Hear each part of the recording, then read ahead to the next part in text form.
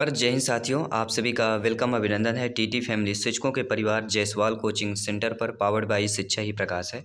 साथियों, आज हम बात करेंगे मॉडल पेपर की, जो आपके लगभग एग्जाम के जिस टॉपिक से प्रश्न पूछे जाते हैं, लगभग उसी प्रकार से हम प्रश्न करने वाले हैं। और इस मॉडल पेपर में आपके 150 प्रश्न रहने वाले हैं। इसमें आपके बाल विकास के 30, पर्यावरण, Hindi language, second language, Sanskrit और गणित के 30 क्वेश्चन रहेंगे आपके न्यू सिलेबस एग्जाम पैटर्न के अकॉर्डिंग। तो ये सभी लोगों को ध्यानपूर्वक समझना है। और जिनको भी टॉपर नोट्स चाहिए, टॉपर नोट्स प्राप्त करने के लिए आपको व्हाट्सएप मैसेज करना है 9630689598। टॉपर नोट्स प्राप्त करने के लिए इसमें मैसेज करेंगे। कैसे और कितने में आपको टॉपर नोट्स मिलेगी, जैसे मैसेज करेंगे पूरा डिटेल मिल जाएगा। तो चलिए शुरुआत करते हैं। इस प्रैक्टिस पेपर मॉडल पेपर की तैयारी कीजिए, क्योंकि इस बार एग्ज़ाम को क्वालिफाइड करना है, तो हर एक सब्जेक्ट का प्रैक्टिस सेट इंपॉर्टेंट है। इस प्रैक्टिस सेट में प्रीवियस ईयर प्रश्न भी करेंगे, संभावित प्रश्न करेंगे, नए प्रश्न भी करेंगे, एग्जाम पैटर्न के अकॉर्डिंग प्रश्न करेंगे। तो ध्यानपूर्वक समझिएगा। पहला प्रश्न आपके स्क्रीन पर है। निम्न में से भाषाई विविधता के अंतर्गत नहीं आता है। ये पिछले बार पूछा गया प्रश्न था। भाषा की कक्षा में एक संसाधन है, हमारी कक्षाओं की वास्तविकता है, बालकों के संज्ञानात्मक विकास की पहचान है, या शिक्षण सामग्री का प्रयोग। तो इनमें से भाषाई विविधता के अंतर्गत जो नहीं आता है वो हमें जानना है, समझना है। तो क्या नहीं आता है? तो आप सभी लोग जानते हैं कि भाषा की कक्षा में एक संसाधन, हमारी कक्षाओं की वास्तविकता, बालकों के संज्ञानात्मक विकास की पहचान, ये भाषाई विविधता के अंतर्गत आते हैं। लेकिन शिक्षण सामग्री का प्रयोग यह भाषाई विविधता के अंतर्गत नहीं आता। व्यापम पीबी ने से डी ऑप्शन को सही माना है। आपके अकॉर्डिंग क्या हो सकता है, क्या नहीं हो सकता, ये भी आपको कमेंट करके फीडबैक करके अवश्य करना है। और आइए बात करते हैं आपके अगले प्रश्न की। अगला प्रश्न है, यह विचार है कि हम अपने आसपास के परिवेश के बारे में क्या सोचते हैं और कैसे उसे देखते हैं, यह भाषा द्वारा सुनिश्चित होता है या किससे संबंधित है। सभी कमेंट कीजिएगा मेरे प्यारे प्यारे भाइयों की, प्यारी प्यारी बहनें, गृहिणी, ब्रदर, सिस्टर, टीचर, जिनका सपना है अध्यापक अध्यापिका बनना, टीटी एग्जाम को 101% क्वालिफाइड करना। सभी कमेंट कीजिएगा। सभी मित्रों को जय हिंद, वंदे मातरम। साथियों, यह विचार है कि हम अपने आसपास के परिवेश के बारे में सोचते हैं और कैसे उसे देखते हैं, यह भाषा द्वारा सुनिश्चित होता है। यह आपके सापेक्ष परिकल्पना, भाषिक संबद्धता, भाषीय समाजीकरण या भाषा अर्जन की बात कर रहे हैं। तो आप सभी लोग जानते समझते हैं कि हम अपने आसपास के परिवेश के बारे में क्या सोचते हैं और कैसे उसे देखते हैं, यह भाषा द्वारा सुनिश्चित होता है। यह आपके सापेक्ष परिकल्पना की बात की जाती है। जहाँ दोस्तों एडवर्ड सपीर अमेरिका में भाषा के संरचनात्मक अध्ययन की आधारशिला को इन्होंने मजबूत किया है। उन्होंने भाषा पर कई दृष्टियों से चिंतन किया, जहाँ जहाँ आवश्यक लगा उन्होंने अपने विचार दिए। तो एडवर्ड सपीर की बात करते हैं। आइए बात करते हैं आपके अगले प्रश्न की। अगला प्रश्न ध्यानपूर्वक समझिएगा और सभी लोगों को जो है फीडबैक करना है कि वे शैक्षिक प्रक्रियाएं जिसमें शिक्षार्थी बालक बालिकाएं अपनी विद्यालयी शिक्षा अपनी मातृभाषा में आरंभ करते हैं और फिर विद्यालय में अतिरिक्त भाषाओं से जुड़ते जाते हैं, क्या कहलाती है? बुनियादी शिक्षा, बहुभाषिक शिक्षा, मानवतावादी शिक्षा, या कह सकते हैं आपकी द्विभाषी शिक्षा। तो आप सभी लोग जानते समझते हैं कि वे शैक्षिक प्रक्रियाएं जिसमें शिक्षार्थी बालक बालिकाएं अपनी ही विद्यालय में शिक्षा अपनी मातृभाषा में आरंभ कर रहे हैं और फिर विद्यालय में अतिरिक्त भाषाओं से जुड़ते हैं। तो अपनी मातृभाषा और अतिरिक्त भाषा मतलब कहीं ना कहीं बहुभाषिक शिक्षा की बात हो रही, क्योंकि अपनी भाषा के साथ साथ आपके किसकी बात करेंगे? अतिरिक्त भाषा की भी बात की जा रही। तो आप सभी लोग जानते हैं राष्ट्रीय शिक्षा नीति 2020 के अनुसार कक्षा 5 तक की शिक्षा मातृभाषा स्थानीय भाषा में दी जाएगी और विदेशी भाषाओं पर जोर दिया जाएगा। नीति अनुशंसा करती है कि किसी भी छात्र बालक बालिका अपने स्कूल में सूत्र के तहत 3 भाषाएं सीखेंगे। 3 में से कम 2 भाषाएं भारत की मूल निवासी होनी चाहिए। ये आपके राष्ट्रीय शिक्षा नीति से संबंधित है, जो अक्सर एग्जाम में पूछा जाता है, रिपीट होता है। यह प्रश्न आपके जैसे संभावित प्रश्न है, 1 नंबर पक्का करने वाला प्रश्न है। ध्यानपूर्वक समझिएगा और फीडबैक कीजिएगा। स्किनर की यह राय है कि बच्चे अक्सर भाषा अर्जन प्रक्रिया में वयस्कों का अनदेखी करते हैं, बुरा व्यवहार करते हैं, वयस्कों की नकल करते हैं या बुरी तरह असफल हो जाते हैं। तो स्किनर की क्या राय है? सभी लोग बताइए। जो बच्चे होते हैं वह अक्सर क्या करते हैं? भाषा अर्जन जब सीखते हैं उस प्रक्रिया में बच्चे जो होते हैं वह वयस्कों की नकल करते हैं। किसका कहना है? स्किनर का कहना। क्योंकि भाषा एक संप्रेषण का साधन होता है। हम भाषा रहित समाज की कल्पना भी नहीं कर सकते हैं। हम अपने विचार दूसरों के साथ साझा करने के लिए भाषा की क्या होती है, आवश्यकता होती है। भाई अपन कैसे बात कर पाएंगे, हम आपसे कैसे बात कर पा रहे हैं, भाषा के माध्यम से कर पा रहे हैं ना, और आप भाषा के माध्यम से पहचान पा रहे हैं। अगला प्रश्न है योगात्मक मूल्यांकन। प्रीवियस ईयर में आया हुआ प्रश्न था, योगात्मक मूल्यांकन से प्रश्न पूछा गया था कि योगात्मक मूल्यांकन जो है साल में 1 बार होता है, 2 बार होता है, 3 बार होता है या 4 बार होता है। तो जो नई शिक्षा नीति के अकॉर्डिंग देखा जाए, योगात्मक मूल्यांकन की बात करें तो यह सत्र में लगभग 2 बार। कितनी बार? सत्र में लगभग आपके 2 बार। याद रखिएगा, माइंड की मेमोरी में सेव कर लीजिएगा।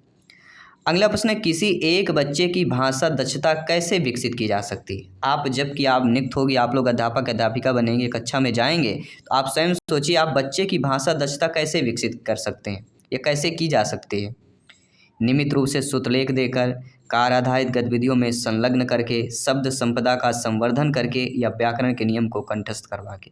तो नियम कंठस्थ करवाना, संपदा का वर्धन करना, तो ये इम्पॉर्टेंट नहीं है। सबसे इम्पॉर्टेंट है कार्य आधारित गतिविधियों में संलग्न करके आप विकसित कर सकते हैं। क्योंकि भाषा की दक्षता को विकसित करना है तो जो कार्य आधारित गतिविधियाँ होती हैं उनको संलग्न करिए, उसमें जोड़िए, तो उसका दक्षता विकसित हो सकता है। बी ऑप्शन अकॉर्डिंगली सही हो जाएगा। आइए बात करते हैं अगले प्रश्न की। बहुत अच्छा प्रश्न दिया गया है, ध्यानपूर्वक समझना और फीडबैक करना है कि निम्नलिखित में से भाषा सीखने के बारे में कौन सा कथन सत्य दिया गया है। कि लेखन से पहले पठन का विकास होता है, पठन से पहले शिक्षार्थी को लिखने की आवश्यकता है, पठन और लेखन साथ साथ विकसित होते हैं, या प्रथम भाषा द्वितीय भाषा सीखने में हस्तक्षेप करती है। तो भाषा सीखने के बारे में कौन सा कथन सत्य दिया गया है। पठन और लेखन क्या होते हैं, ये साथ साथ विकसित होते हैं, और होना भी चाहिए। पठन और लेखन साथ साथ विकसित होना चाहिए, और क्योंकि यही जो है भाषा अभिव्यक्ति का उत्तम साधन होता है, जिसके माध्यम से आचार्य विचार आदान प्रदान किया जाता है। भाषा मुख्यतः मौखिक और लिखित, औपचारिक अनौपचारिक रूपों के माध्यम से होती है, और ये निरंतर चलती रहती है। अगला प्रश्न है एक बहुसांस्कृतिक पृष्ठभूमि वाली कक्षा में भाषा सीखने बारे में कौन सा विचार उचित है। कि अधिकाधिक पुस्तकों का निर्माण किया जाए, भाषा सिखाने के लिए व्याकरणिक नियमों का अधिकाधिक प्रयोग होना चाहिए, भाषा परिवेश का निर्माण किया जाए ताकि भाषाजन की सहज स्थिति बन सके। ठीक है, या आपका कह सकते हैं कि बच्चों में भाषा सीखने की क्षमता बलपूर्वक। तो बलपूर्वक ये तो नेगेटिव हो जाएगा अपने आप में, सभी लोग समझ रहे हैं। ठीक है, तो जब कोई बहुसांस्कृतिक पृष्ठभूमि वाली कक्षा होगी उसमें भाषा सीखने के बारे में अगर विचार पूछा जाता है तो भाषा परिवेश का निर्माण किया जाना चाहिए ताकि भाषा जन की सहज स्थिति बन सके। थर्ड ऑप्शन इधर राइट आंसर हो जाए।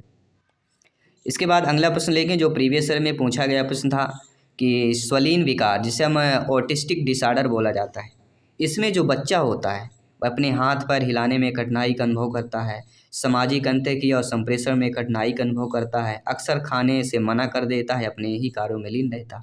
तो आपको पता है जो विकार है, ठीक है, इनसे 1-2 प्रश्न तो आना ही है, और 7 से 8 प्रकार के हैं लगभग। ये 7 से 8 प्रकार जरूर पढ़ लीजिएगा जो भी विकार हैं बच्चे के।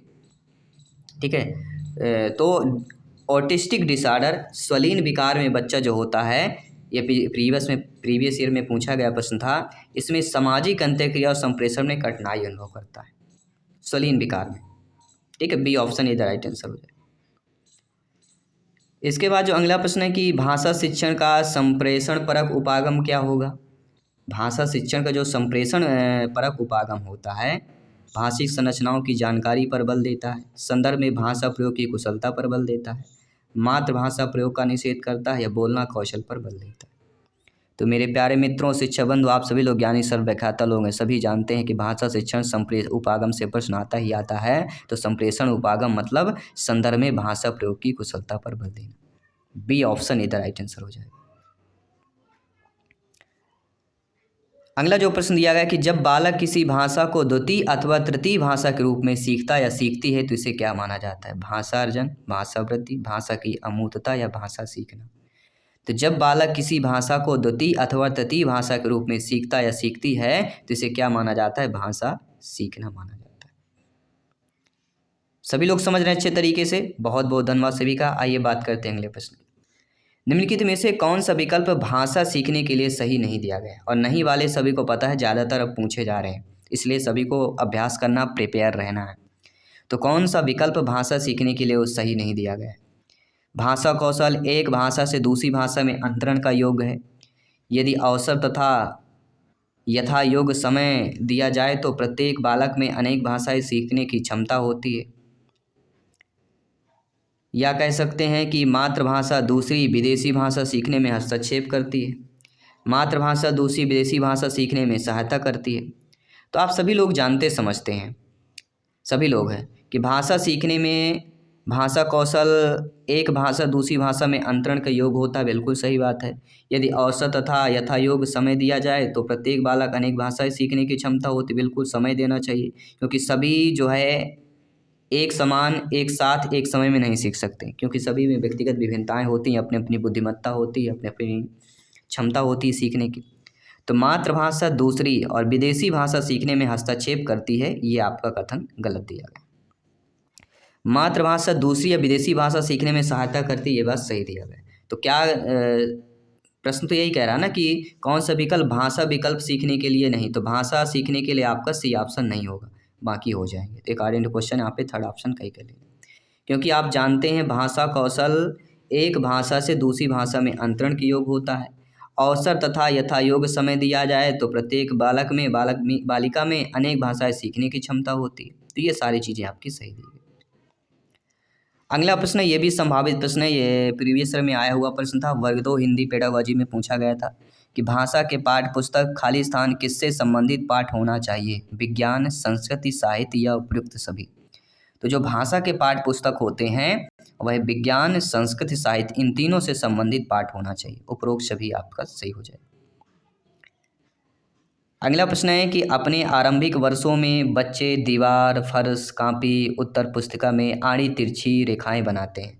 भाषा सीखने में यह अवस्था क्या कहलाएगी? स्क्रिबलिंग, प्रारंभिक साक्षरता, लेखन कौशल या ग्राफिक विकास।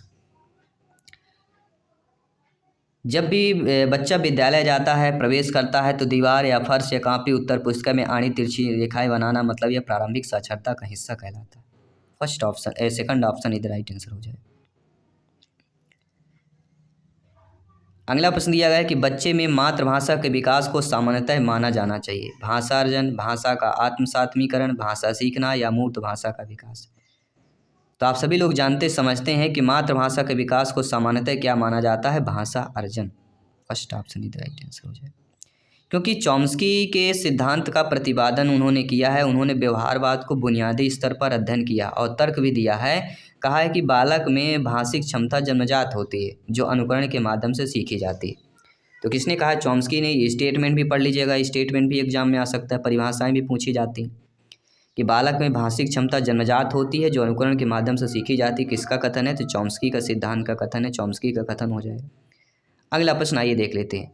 भाषा सीखने के आरंभिक वर्षों में कहानियाँ क्या होती हैं? नैतिकता के लिए, भाषा सीखने हेतु निवेश होती हैं, दोहराव और पुनराउत्पादन होती हैं, अपने समाज के बारे में सीखना। तो भाषा सीखने के आरंभिक वर्षों में जो कहानियाँ होती हैं वह भाषा सीखने हेतु एक निवेश होती हैं। कहानी का जो को होता है एक निवेश होता है ना, कि भाई हम एक निवेश कर रहे हैं कहानी और उससे फिर हम सीखते हैं चीज़ें। भाषा अर्जन का अर्थ क्या होता है? हम पढ़ रहे हैं हिंदी पेडागोजी, जब भी लैंग्वेज खोलते हैं भाषा में तो भाषा अर्जन का तो टॉपिक ही एक पूरा।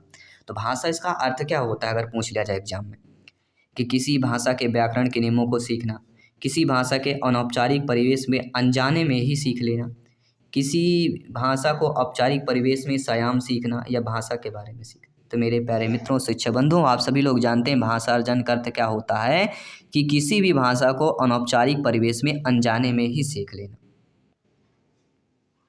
जिसके द्वारा मनुष्य भाषा को ग्रहण करना, समझने की क्षमता अर्जित करता है, बातचीत करने के लिए शब्दों और वाक्यों का प्रयोग करता है। और भाषा सीखने की प्रक्रिया बच्चे में क्या होती है? जन्मजात होती है, और बच्चे निश्चित समय में अनुकरण द्वारा भाषा का नियम सीखते हैं। ये इंपॉर्टेंट पॉइंट्स है जो आपको माइंड की मेमोरी में सेव कर लेना, इन्हीं से रिलेटेड प्रश्न पूछा जाएगा।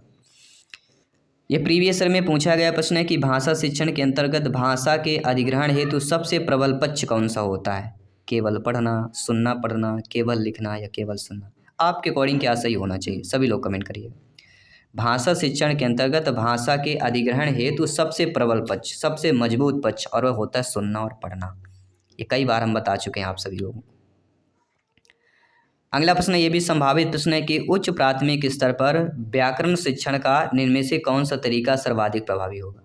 देखिए समझिएगा, उच्च प्राथमिक स्तर में बात कर रहे हैं तो व्याकरण शिक्षण का जो सर्वाधिक प्रभावी तरीका होना चाहिए वह कौन सा होगा कि पढ़ाए जा रहे पाठ के संदर्भ में आए किसी व्याकरणिक बिंदु को स्पष्ट करना, किसी भी व्याकरणिक बिंदु को स्पष्ट ना करना, बच्चों को अलंकार रसों के प्रति अत्यधिक ध्यान आकर्षित ना करने के लिए कहना, या कह सकते हैं कि बच्चों का भाव केवल शब्दार्थ तक ही सीमित, तो सीमित करना, ना करना और किसी भी व्याकरण बिंदु को स्पष्ट ना करना, ये तीनों नेगेटिव दिए हैं। तो बचता है पहला ऑप्शन। तो उच्च प्राथमिक स्तर पर तो व्याकरण शिक्षण का सर्वाधिक तरीका कि पढ़ाए जा रहे पाठ के संदर्भ में आए किसी व्याकरणिक बिंदु को स्पष्ट करना। फर्स्ट ऑप्शन इधर राइट आंसर हो जाए। सभी लोग समझ रहे हैं, बहुत बहुत धन्यवाद का। चलिए कुछ इसके बाद ग्रामर के क्वेश्चन भी करेंगे। निम्न में से उच्च प्राथमिक स्तर पर भाषा सीखने सिखाने की प्रक्रिया में परिवार, पड़ोस, विद्यालय के साथ साथ अत्यंत महत्वपूर्ण भूमिका निभाते हैं। संचार माध्यम, पारंपरिक माध्यम, पियाजे जी का सिद्धांत, स्किनर का सिद्धांत। तो उच्च प्राथमिक स्तर से एक प्रश्न आना है, ये संभावित है। तो उच्च प्राथमिक स्तर पर भाषा सीखने सिखाने की प्रक्रिया में परिवार, पड़ोस, विद्यालय के साथ साथ खाली स्थान अत्यंत महत्वपूर्ण भूमिका निभाते हैं, वो होता है संचार माध्यम।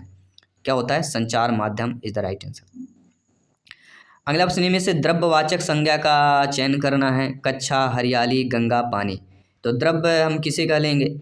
तो द्रव्य किसे बोला जाता है? सभी लोग जो तरल पदार्थ होते हैं उनको द्रव्य बोला जाता है। तो पानी यहाँ पे क्या हो जाएगा? द्रव्यवाचक संज्ञा पानी। बहुत ही सिंपल सा प्रश्न था। और जो आपके अपठित गद्यांश पद आएगा उन्हीं शब्दों से ग्रामर पूछा जाएगा, ये ध्यान रखना है। छंद पढ़ते समय आने वाले विराम को क्या कहा जाता है? गति, यति, तुक, उद्गण। सभी लोग बताइएगा। तो ग्रामर बहुत ही सरल पूछी जाएगी, केवल शब्द आपको पहचानना है। संधि, समास, प्रत्यय, मुहावरे, लोकोक्तियाँ, विलोम, ये सारी चीज़ें आपकी।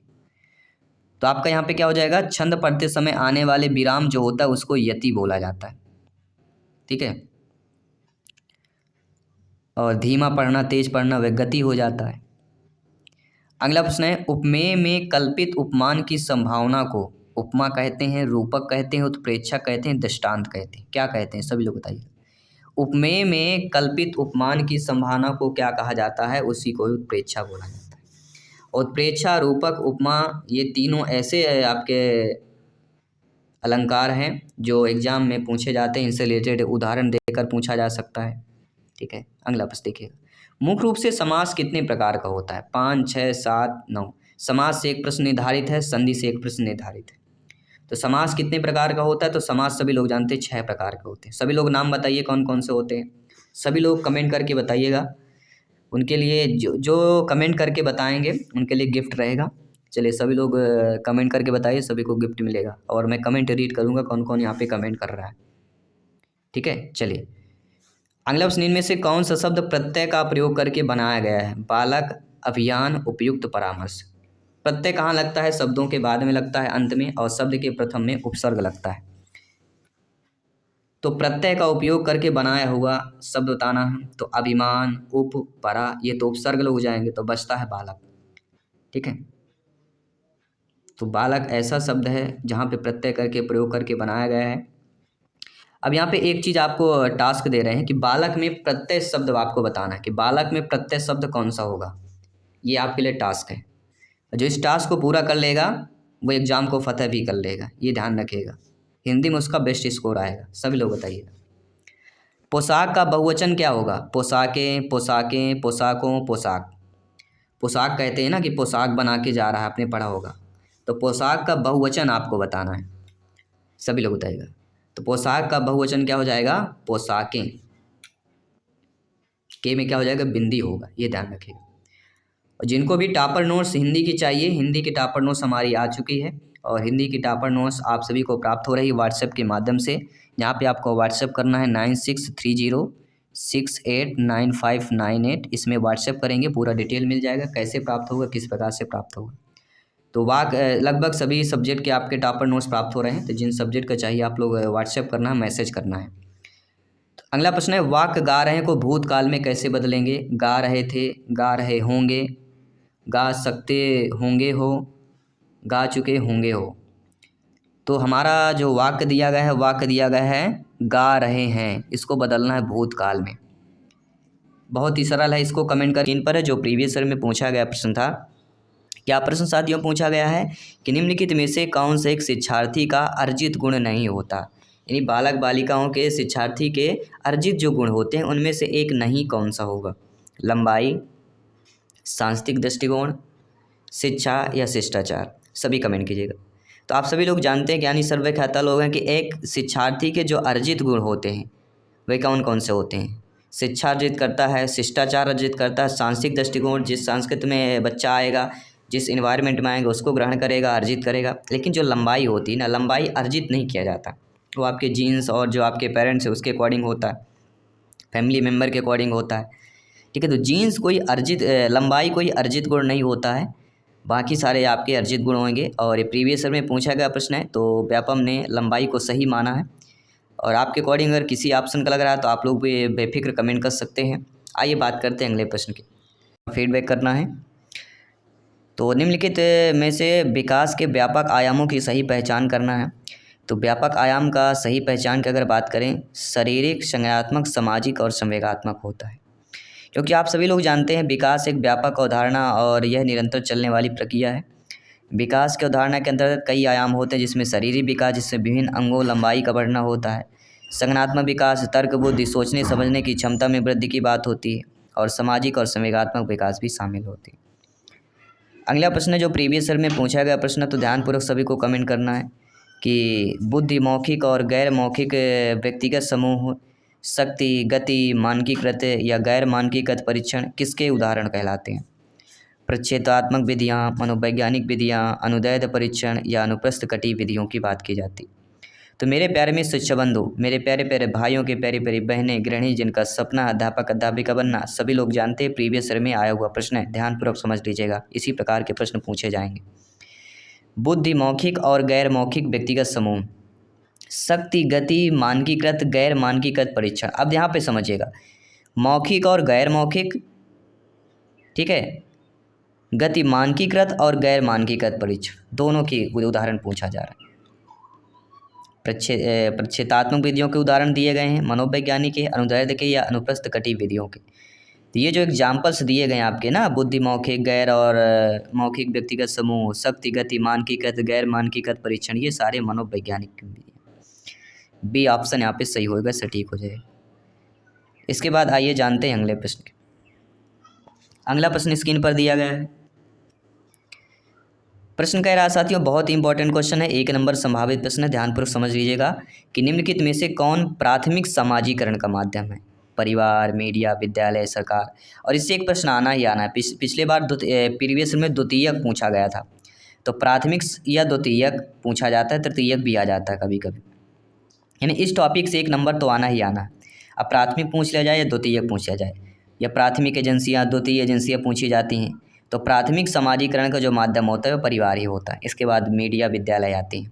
ठीक है, तो प्राथमिक और द्वितीयक दो ज़्यादातर पूछे जाते हैं टॉपिक्स में। अगला प्रश्न दिया गया, जीन पियाजे जी के सिद्धांत का प्रमुख प्रस्ताव क्या था? तो पियाजे जी से सभी लोगों को पता है, हर पेपर में 3-4 प्रश्न आए हुए हैं, हर पेपर में पूछे गए थे। तो यहाँ पर जीन पियाजे के सिद्धांत के जो प्रस्ताव हैं, बच्चों की सोच गुणात्मक में वयस्कों से भिन्न होती है, बच्चों की सोच वयस्कों से निम्न होती है, बच्चों की सोच वयस्कों से बेहतर होती है, या बच्चों की सोच मात्रात्मक रूप से वयस्कों से भिन्न होती है। तो जीन पियाजे के सिद्धांत का प्रमुख प्रस्ताव अगर पूछा जाता है तो बच्चों की सोच गुणात्मक में वयस्कों से क्या होती है? भिन्न होती है। First option is the right answer, क्योंकि पियाजे जी के संरचनात्मक विकास सिद्धांत में व्यक्ति की प्रवृत्ति, विकास, विभिन्न अवस्थाओं में ज्ञान के विकास के बारे में विस्तार से वर्णन किया गया है। और आप जानते हैं पियाजे जी के संज्ञानात्मक सिद्धांत में बताया गया कि बच्चों की सोच गुणात्मक रूप से वयस्कों से भिन्न होती है, अतः दोनों में सोचने, समझने व व्यवहार करने के स्तर भी अलग अलग होता है। क्या बताया था उन्होंने? संज्ञानात्मक सिद्धांत में बताया गया कि बच्चों की सोच जो है गुणात्मक रूप से वयस्कों में भिन्न होती है। ठीक है, तो गुणात्मक रूप में वयस्कों से भिन्न होना, फर्स्ट ऑप्शन यहाँ पे जो आप लोगों का दिया गया था वैसे ही हो जाएगा। आइए बात करते हैं अगले प्रश्न की। निम्नलिखित में से कौन सा पूर्व क्रियात्मक अवस्था काल में बच्चे विशेषित होंगे?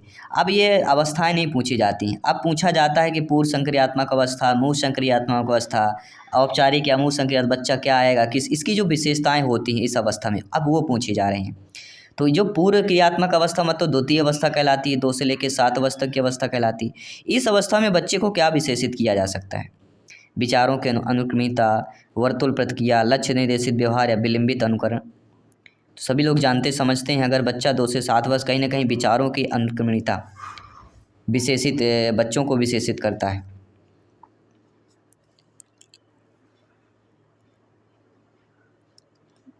आइए बात करते हैं अगले प्रश्न। और आपको पता है जेंडर एक ऐसा शब्द है, एक ऐसा टॉपिक है जहाँ से शिक्षक भर्ती में प्रश्न आना ही आना। कोई कहानी कथन के माध्यम से पूछा जाए या डायरेक्ट प्रश्न पूछ लिया जाए, एक प्रश्न तो आना ही आना। तो जेंडर एक आर्थिक अवधारणा है, जैविक निर्धारक है, मनोवैज्ञानिक सत्ता है या एक सामाजिक संरचना। तो जो जेंडर होती साथियों वह आपकी एक सामाजिक संरचना कहलाती। हम समाज में कैसे जानते हैं मेल फीमेल महिला पुरुष, क्या एक सामाजिक संरचना बनाया गया। अगला प्रश्न देख लेते हैं जो प्रीवियस ईयर में पूछा गया प्रश्न था। प्रश्न पूछा गया था NUEPA का मुख्य रूप किससे संबंधित है? शैक्षिक पर्यवेक्षण, शैक्षिक एकता, शैक्षिक योजना या शैक्षिक मूल्यांकन से? सभी लोग बताइए। NUEPA राष्ट्रीय शैक्षिक योजना एवं प्रशासन। क्या होगा इसको? NUEPA का फुल फॉर्म होता है राष्ट्रीय शैक्षिक योजना एवं प्रशासन। तो ये जो आपका शैक्षिक योजना कहलाएगी, किससे हो जाती है? शैक्षिक योजना से संबंधित हो जाती। और ये प्रशासन विश्वविद्यालय आपका है, यूनिवर्सिटी है, मुख्य रूप से शैक्षिक नीति योजना प्रबंधन क्षमता का निर्माण से संबंधित होती है राष्ट्रीय शैक्षिक योजना एवं प्रशासन विश्वविद्यालय। अगला प्रश्न है, सभी को पता है लेव वाइगोस्की से प्रश्न आना ही आना है, एग्जाम में प्रश्न पूछे ही जाते हैं। तो लेव वाइगोस्की के अनुसार अधिगम क्या होता है? एक अनुबंधित, सामाजिक गतिविधि, व्यक्तिगत गतिविधि या निष्क्रिय गतिविधि। अगर आप लोगों को पता है बेफिक्र आप लोग कमेंट कर सकते हैं, फीडबैक कर सकते हैं। और अंत में आपको ये भी बताना है कि 30 में से आपका स्कोर कितना रहा, आपके आंसर सही कितने हुए, इसलिए आपको कमेंट भी करना है। तो लेव वाइगोस्की के अकॉर्डिंग अनुसार अधिगम जो होता है वह किस प्रकार होता है? तो लेव वाइगोस्की के अनुसार अधिगम सामाजिक गतिविधि होती। अधिगम क्या है? एक सामाजिक गतिविधि। वाइगोस्की के सिद्धांत के अनुसार बच्चों के संज्ञानात्मक विकास में सामाजिक कारकों और भाषा का महत्वपूर्ण स्थान है। इनके द्वारा दिए गए सिद्धांत को सामाजिक सांस्कृतिक सिद्धांत भी कहा जाता है। और वाइगोस्की के अनुसार वास्तव में संज्ञानात्मक विकास एवं अंतर व्यक्तित्व सामाजिक परिस्थिति में संपन्न होता है। तो ये डिटेल भी लेकर आते हैं, ठीक है, क्योंकि हम सुना देंगे तो आप समझ नहीं पाए, इसलिए देख कर आपको शायद अच्छे तरीके से समझ आता है, क्योंकि आंखों देखा हो सकता है आपके एग्जाम में काम आए, इसलिए डिटेल के साथ लेकर आते हैं। आई होप आपको अच्छा लगे। अगला प्रश्न जो प्रीवियस में पूछा गया प्रश्न था कि सीखने की अक्षमता जिसे हम लर्निंग डिसेबिलिटी बोलते हैं, इनमें गणितीय विकार का नाम कौन होगा? Dyslexia, dyslexia, dyscalculia, dyspraxia. तो सभी लोग जानते हैं प्रीवियस में आया हुआ है CDP बाल विकास में कि सीखने की अक्षमता में गणितीय विकार का नाम जो कहलाता है वह डिस्कैल्कुलिया कहलाता है, लर्निंग डिसेबिलिटी, समझ लीजिएगा। अगला प्रश्न, निम्नलिखित में से कौन जो है परामर्श प्रक्रिया के गुणधर्म है? पेशेवर सेवा, क्लाइंट की समस्या का केंद्र, क्लाइंट निर्मित चर्चा या क्लाइंट के साथ व्यक्तिगत जुड़ाव। नीचे आपके कूट वाले ऑप्शंस दिए गए थे, आपको कमेंट करके बताना।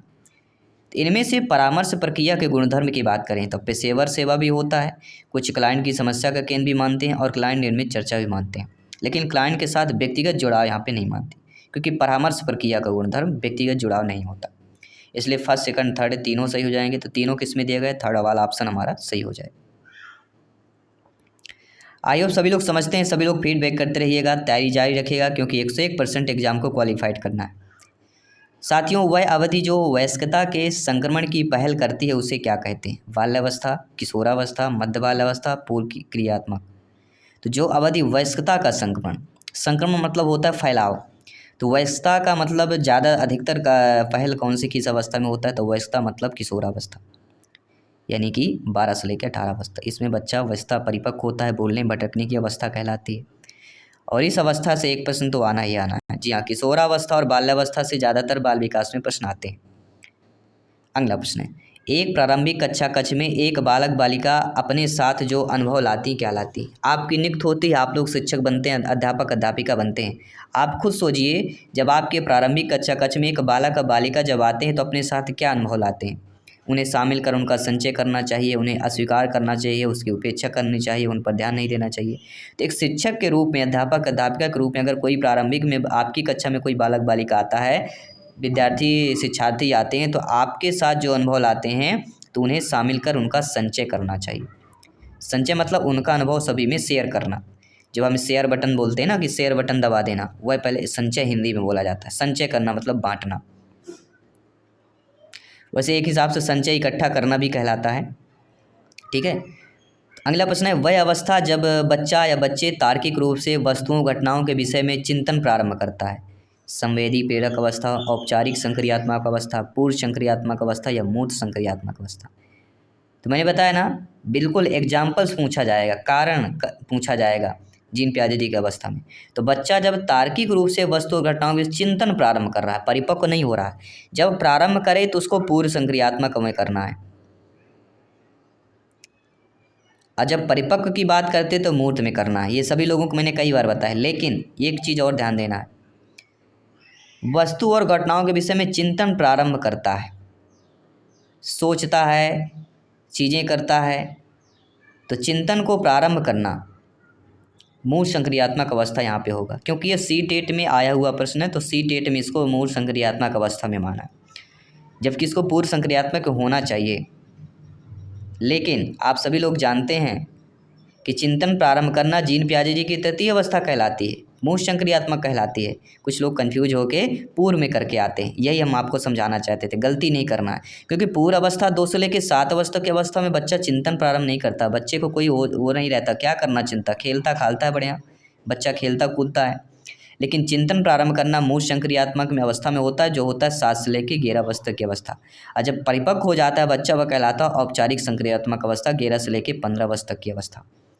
तो ये दोनों अवस्थाओं पे काफ़ी ज़्यादा कन्फ्यूजन होता है। अगला प्रश्न है, एक रचनात्मक विचारक होने के लिए हमें क्या जानना आवश्यक होता है? उस तरह की सोच जो किसी व्यक्ति की विशेषता होती है, एक बुद्धि परीक्षण पर उसका अंक, दोनों बुद्धि परीक्षण पर अंक, या आगमनात्मक निगमनात्मक सोच का। तो मेरे प्यारे शिक्षक बंधु, आप सभी लोग जानते हैं, एक रचनात्मक विचारक होने के लिए जिसकी आवश्यकता होती है उस तरह की सोच जो किसी व्यक्ति की विशेषता होती है, बाकी और कुछ की ज़रूरत नहीं होती। अगला प्रश्न है, एक प्राथमिक विद्यालय में शिक्षक जो हैं सभी बच्चों को डाकघर ले जाते हैं। इस तरह के दौर के पीछे सीखने का उद्देश्य निम्नलिखित में से कौन सा होगा? मनोरंजन, सैर करना यानी घूमना, सामाजिक भागीदारी, या अनावरण हो जाए। ऐसे ही प्रश्न पूछे जाते हैं कि मान लीजिए कोई प्राथमिक विद्यालय में शिक्षक जो है सभी बच्चों को जब अगर कोई डाकघर ले जाते हैं घुमाने, तो इस तरह के दौर पीछे सीखने का उद्देश्य क्या होता है? जैसे इन्वायरमेंट में बोला जाता है ना कि बच्चे को जंगल घुमाना या कोई जंगली जानवरों को दिखाना, पेड़ पौधे दिखाना, उसी प्रकार जो है सीडीपी बाल विकास में बोला गया है कि अगर बच्चों को डाकघर ले जाते हैं, इसका उद्देश्य क्या होना? इसका उद्देश्य होता है सामाजिक भागीदारी, यानी ऐसे ऐसी चीज़ें होती हैं तो सामाजिक भागीदारी एक कह सकते हैं। अगला ऑप्शन है, एक शिक्षक को क्या होना चाहिए? एक शिक्षक बनना भी एक सामाजिक भागीदारी है। जब आप शिक्षक बनेंगे तो कहीं ना कहीं समाज को शिक्षा दे रहे हैं, ठीक है। इसके बदले सरकार आपको कुछ ना कुछ देगी, लेकिन फिर भी एक समाज सुधारक कार्य होता है। तो एक शिक्षक को क्या चाहिए? आप स्वयं सोचिए, एक शिक्षक के नाते आपको क्या चाहिए? यह संप्रेषित करें कि वह कक्षा कक्ष में सभी संस्कृतियों का सम्मान करती हैं, महत्व देती हैं। बिल्कुल सही बात है, यह संप्रेषित करना चाहिए। एक शिक्षक के रूप में कक्षा कक्ष में सभी संस्कृतियों का सम्मान और महत्व आप सभी को देना चाहिए, क्योंकि आपके लिए सभी बच्चे समान हैं, सभी संस्कृतियाँ एक समान हैं। अगला प्रश्न है, निम्नलिखित संरचनाओं में से शिक्षा का अधिकार अधिनियम 2009 किसकी वकालत करता है? और आपको पता है शिक्षा अधिकार अधिनियम से एक प्रश्न आना ही आना है, मुख्य धारा शिक्षा, एकीकृत शिक्षा, समावेशी शिक्षा या पृथक्करण। तो निम्नलिखित संरचनाओं में से शिक्षक अधिकार अधिनियम 2009 जो वकालत करता है वह समावेशी शिक्षण की वकालत करता है, यानी third option is the right answer. देखिए, आपका एनसीएफ 2005 हो गया, आरटीएफ 2009 हो गया। इसके बाद आपका न्यू एजुकेशन जो पॉलिसी आई है 2020 उससे रिलेटेड प्रश्न आएंगे। तो ये कुछ प्रमुख टॉपिक हैं, इनको आपको पढ़ना ही पड़ेगा। अगला प्रश्न, यह विचारधारा है कि सभी बच्चों को एक नियमित विद्यालय व्यवस्था में समान शिक्षा प्राप्त करने का अधिकार हो। बहुल सांस्कृतिक शिक्षा, समावेशी शिक्षा, मुख्य धारा, विशेष। अब प्रश्न पर ही हमारा उत्तर दिया गया है, ध्यानपूर्वक समझिएगा। बच्चों को एक नियमित विद्यालय व्यवस्था में समान शिक्षा, तो समान शिक्षा प्राप्त करना मतलब समावेशी शिक्षा। सभी लोग समझ गए अच्छे तरीके से, बहुत बहुत धन्यवाद सभी का। आइए बात करते हैं अगले प्रश्न की। निम्नलिखित में से कौन सी एक मुख्य प्रक्रिया नहीं है जिसके द्वारा सार्थक अधिगम घटित होती है? और आप जानते हैं अब क्या प्रश्न पूछे जा रहे हैं, नहीं वाले ज़्यादा प्रश्न आते हैं, इसलिए इनका भी हमें अभ्यास करना है, प्रैक्टिस करना है। तो इनमें से ऐसी एक मुख्य प्रक्रिया नहीं है जिसके द्वारा सार्थक अधिगम घटित हो, यानी हमें ये जानना जरूरी है कि सार्थक अधिगम घटित हो इसके लिए मुख्य प्रक्रिया क्या होती है। अन्वेषण का पारस्परिक क्रिया होती है, पुनरावृत्ति अभ्यास होता है, निर्देशन संचालन होता है, लेकिन कंठस्थीकरण और स्मरण ये मुख्य प्रक्रिया नहीं कहलाती। इसलिए कार्य क्वेश्चन बी ऑप्शन सही हो जाएगा। काफ़ी सिंपल सा प्रश्न था, आई होप सभी लोग समझ रहे हैं अच्छे तरीके से। सभी लोग कमेंट करते रहिएगा, फीडबैक करते रहिएगा। और जिनको भी सीडी पे बाल विकास की टॉपर नोट्स चाहिए आपको व्हाट्सएप करना है 9630689598 9630689598। कैसे प्राप्त होगा पूरा मैसेज करना है, कॉलिंग मत कीजिएगा, व्हाट्सएप में हाय या कुछ हेलो करके डाल दीजिएगा, आपको डिटेल मिल जाएगा। प्रश्न है, नैतिक दुविधा एवं नैतिक तर्कणा को किस मनोवैज्ञानिक ने प्रतिपादित किया? जीन पियाजे जी, लॉरेंस कोहलबर्ग, लेव वाइगोस्की या एरिक एरिक्सन? और आपको पता है मनोवैज्ञानिक सिद्धांत से प्रश्न आएगा ही आएगा। तो नैतिक दुविधा यानी नैतिक, जब भी नैतिक शब्द आएगा चाहे कहीं भी पूछा जाए तो एक ही जवाब आता है, लॉरेंस कोहलबर्ग। इसके बाद अगला प्रश्न कह रहा है, बहुत ही प्यारा सा प्रश्न है कि बच्चे प्रभावी रूप से सीखते हैं। बच्चे कब सीखते हैं आपके लिए जानना बहुत जरूरी है। एक शिक्षक के रूप में, अध्यापक अध्यापिका के रूप में बच्चे प्रभावी रूप से कब सीखते हैं? जब वे विभिन्न गतिविधियों एवं कार्यों को सक्रिय रूप में भाग लें, शिक्षक कक्षा में होने वाली सभी घटनाओं व बच्चों को पूर्ण रूप से नियंत्रित करें, वे पाठ्य पुस्तक में दिए गए तथ्यों को याद करते हैं, या आप कह सकते हैं कि वे श्याम पट पर अध्यापक के द्वारा लिखे गए उत्तरों की नकल करते हैं। तो बच्चे प्रभावी रूप से तभी सीखते हैं जब वे विभिन्न गतिविधि और कार्यों में सक्रिय रूप से भाग लें। सक्रिय मतलब सभी लोग रहे हैं, आप भी जब सक्रिय रूप से भाग लेंगे, आप भी सक्रिय रूप से प्रत्येक क्वेश्चन के आंसर का कमेंट करेंगे, वो होता है सक्रियता, यानी बने रहना। अगला प्रश्न है, किशोर न्याय अधिनियम 2015 के अनुसार किशोर चाइल्ड का अर्थ उस व्यक्ति से है जिसने खालिस्तान वर्ष की आयु पूरी नहीं की है। 15, 18, 20, 21 सभी लोग बताइएगा। तो किशोर न्याय अधिनियम जो 2015 है उसके अनुसार किशोर या चाइल्ड का अर्थ होता है उस व्यक्ति से होता है जिसने 18 वर्ष जो है 18 वर्ष की आयु पूर्ण न की हो, उसको हम किशोर न्याय अधिनियम 2015 है, किशोर चाइल्ड की बात करते हैं। यानी बी ऑप्शन जो दिया गया है वह आपका सही हो जाए। ये सारे इंपॉर्टेंट अधिनियम हैं जो अक्सर एग्जाम में पूछे जाते हैं। अगला प्रश्न है, संरचनात्मक दृष्टिकोण के अनुसार अधिगम कैसा होता है? अनुभव से परिणाम के रूप में व्यवहार में एक परिवर्तन लेने की प्रक्रिया, होने की प्रक्रिया, एक सक्रिय और सामाजिक प्रक्रिया, एक निष्क्रिय और व्यक्तिपरक जानकारी को अर्जन की प्रक्रिया। तो जानकारी अर्जन निष्क्रिय, एक सक्रिय सामाजिक प्रक्रिया हो सकता है, लेकिन अनुभव के परिणाम के रूप में व्यवहार के परिवर्तन होने की प्रक्रिया। संरचनात्मक दृष्टि से अधिगम की बात करें, अनुभव के परिणाम के रूप में व्यवहार में एक परिवर्तन, वो भी अनुभव के परिणाम के रूप में, ये आपका अधिगम का संरचनात्मक दृष्टिकोण हो जाएगा। यानी फर्स्ट ऑप्शन इधर राइट आंसर हो जाएगा। आइए अब सभी लोग समझ रहे हैं अच्छे तरीके से। आइए बात करते हैं अगले प्रश्न की। अगला प्रश्न साथियों दिया गया है कि जब शिक्षक को विद्यार्थियों एवं उनकी योग्यताओं के बारे में सकारात्मक विश्वास होता है तब विद्यार्थी किसी भी रूप में प्रभावित नहीं होते हैं, सीखने के लिए उत्सुक और प्रेरित होते हैं, निश्चिंत हो जाते हैं तथा सीखने के लिए किसी भी तरह का प्रयास करना बंद करते हैं, उनका उत्साह भंग हो जाता है तथा वे दबाव में आ जाते हैं। तो आप सभी लोग जानते हैं जब कोई शिक्षक विद्यार्थी अध्यापक अध्यापिका विद्यार्थियों उनकी योग्यताओं के बारे में सकारात्मक विश्वास होता है तब विद्यार्थी क्या करते हैं, सीखने के लिए उत्सुक और प्रेरित रहते हैं। ऐसा आपको भी करना चाहिए जिससे विद्यार्थी प्रेरित रहें, इसलिए ऐसा प्रश्न पूछा जा रहा है। अगला प्रश्न है, पावलोव के सिद्धांत के तहत रोशनी या घंटी की आवाज़ क्या थी? ये पिछले बार पूछा गया प्रश्न था। अनुकूलित उद्दीपन, अनुकूलित अनुक्रिया, प्रानुकूली उद्दीपन या प्रानुकूली अनुक्रिया? तो अनुकूलित और प्रानुकूलित ये समझना बहुत जरूरी है। तो पावलोव के सिद्धांत के तहत रोशनी या घंटी की आवाज़ क्या होगी? अनुकूलित, अननुकूलित अनुक्रिया कहलाएगी। क्या हो जाएगी? अनुक्रिया कहला जाएगी।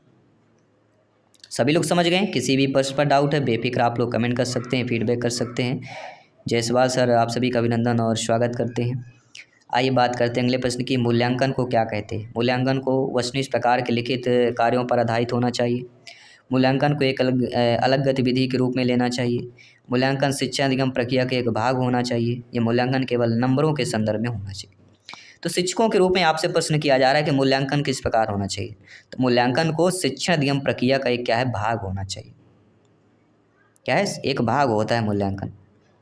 अगला प्रश्न देखिए, नीचे लिखी हुई स्थित सिद्धांत को दर्शाती है कि इस सिद्धांत को दर्शाती है कि जो विद्यार्थी अच्छा प्रदर्शन नहीं कर पाते हैं वे महसूस करते हैं कि वह पर्याप्त रूप से अच्छे नहीं हैं और हतोत्साहित महसूस करते हैं। जब उनमें बिना प्रयास के कार्य को आसानी से छोड़ देने की संभावना होती है, तो जब संभावना होती है कहीं ना कहीं संज्ञान एवं संवेग अलग नहीं होते हैं, तभी ऐसी प्रक्रिया होती।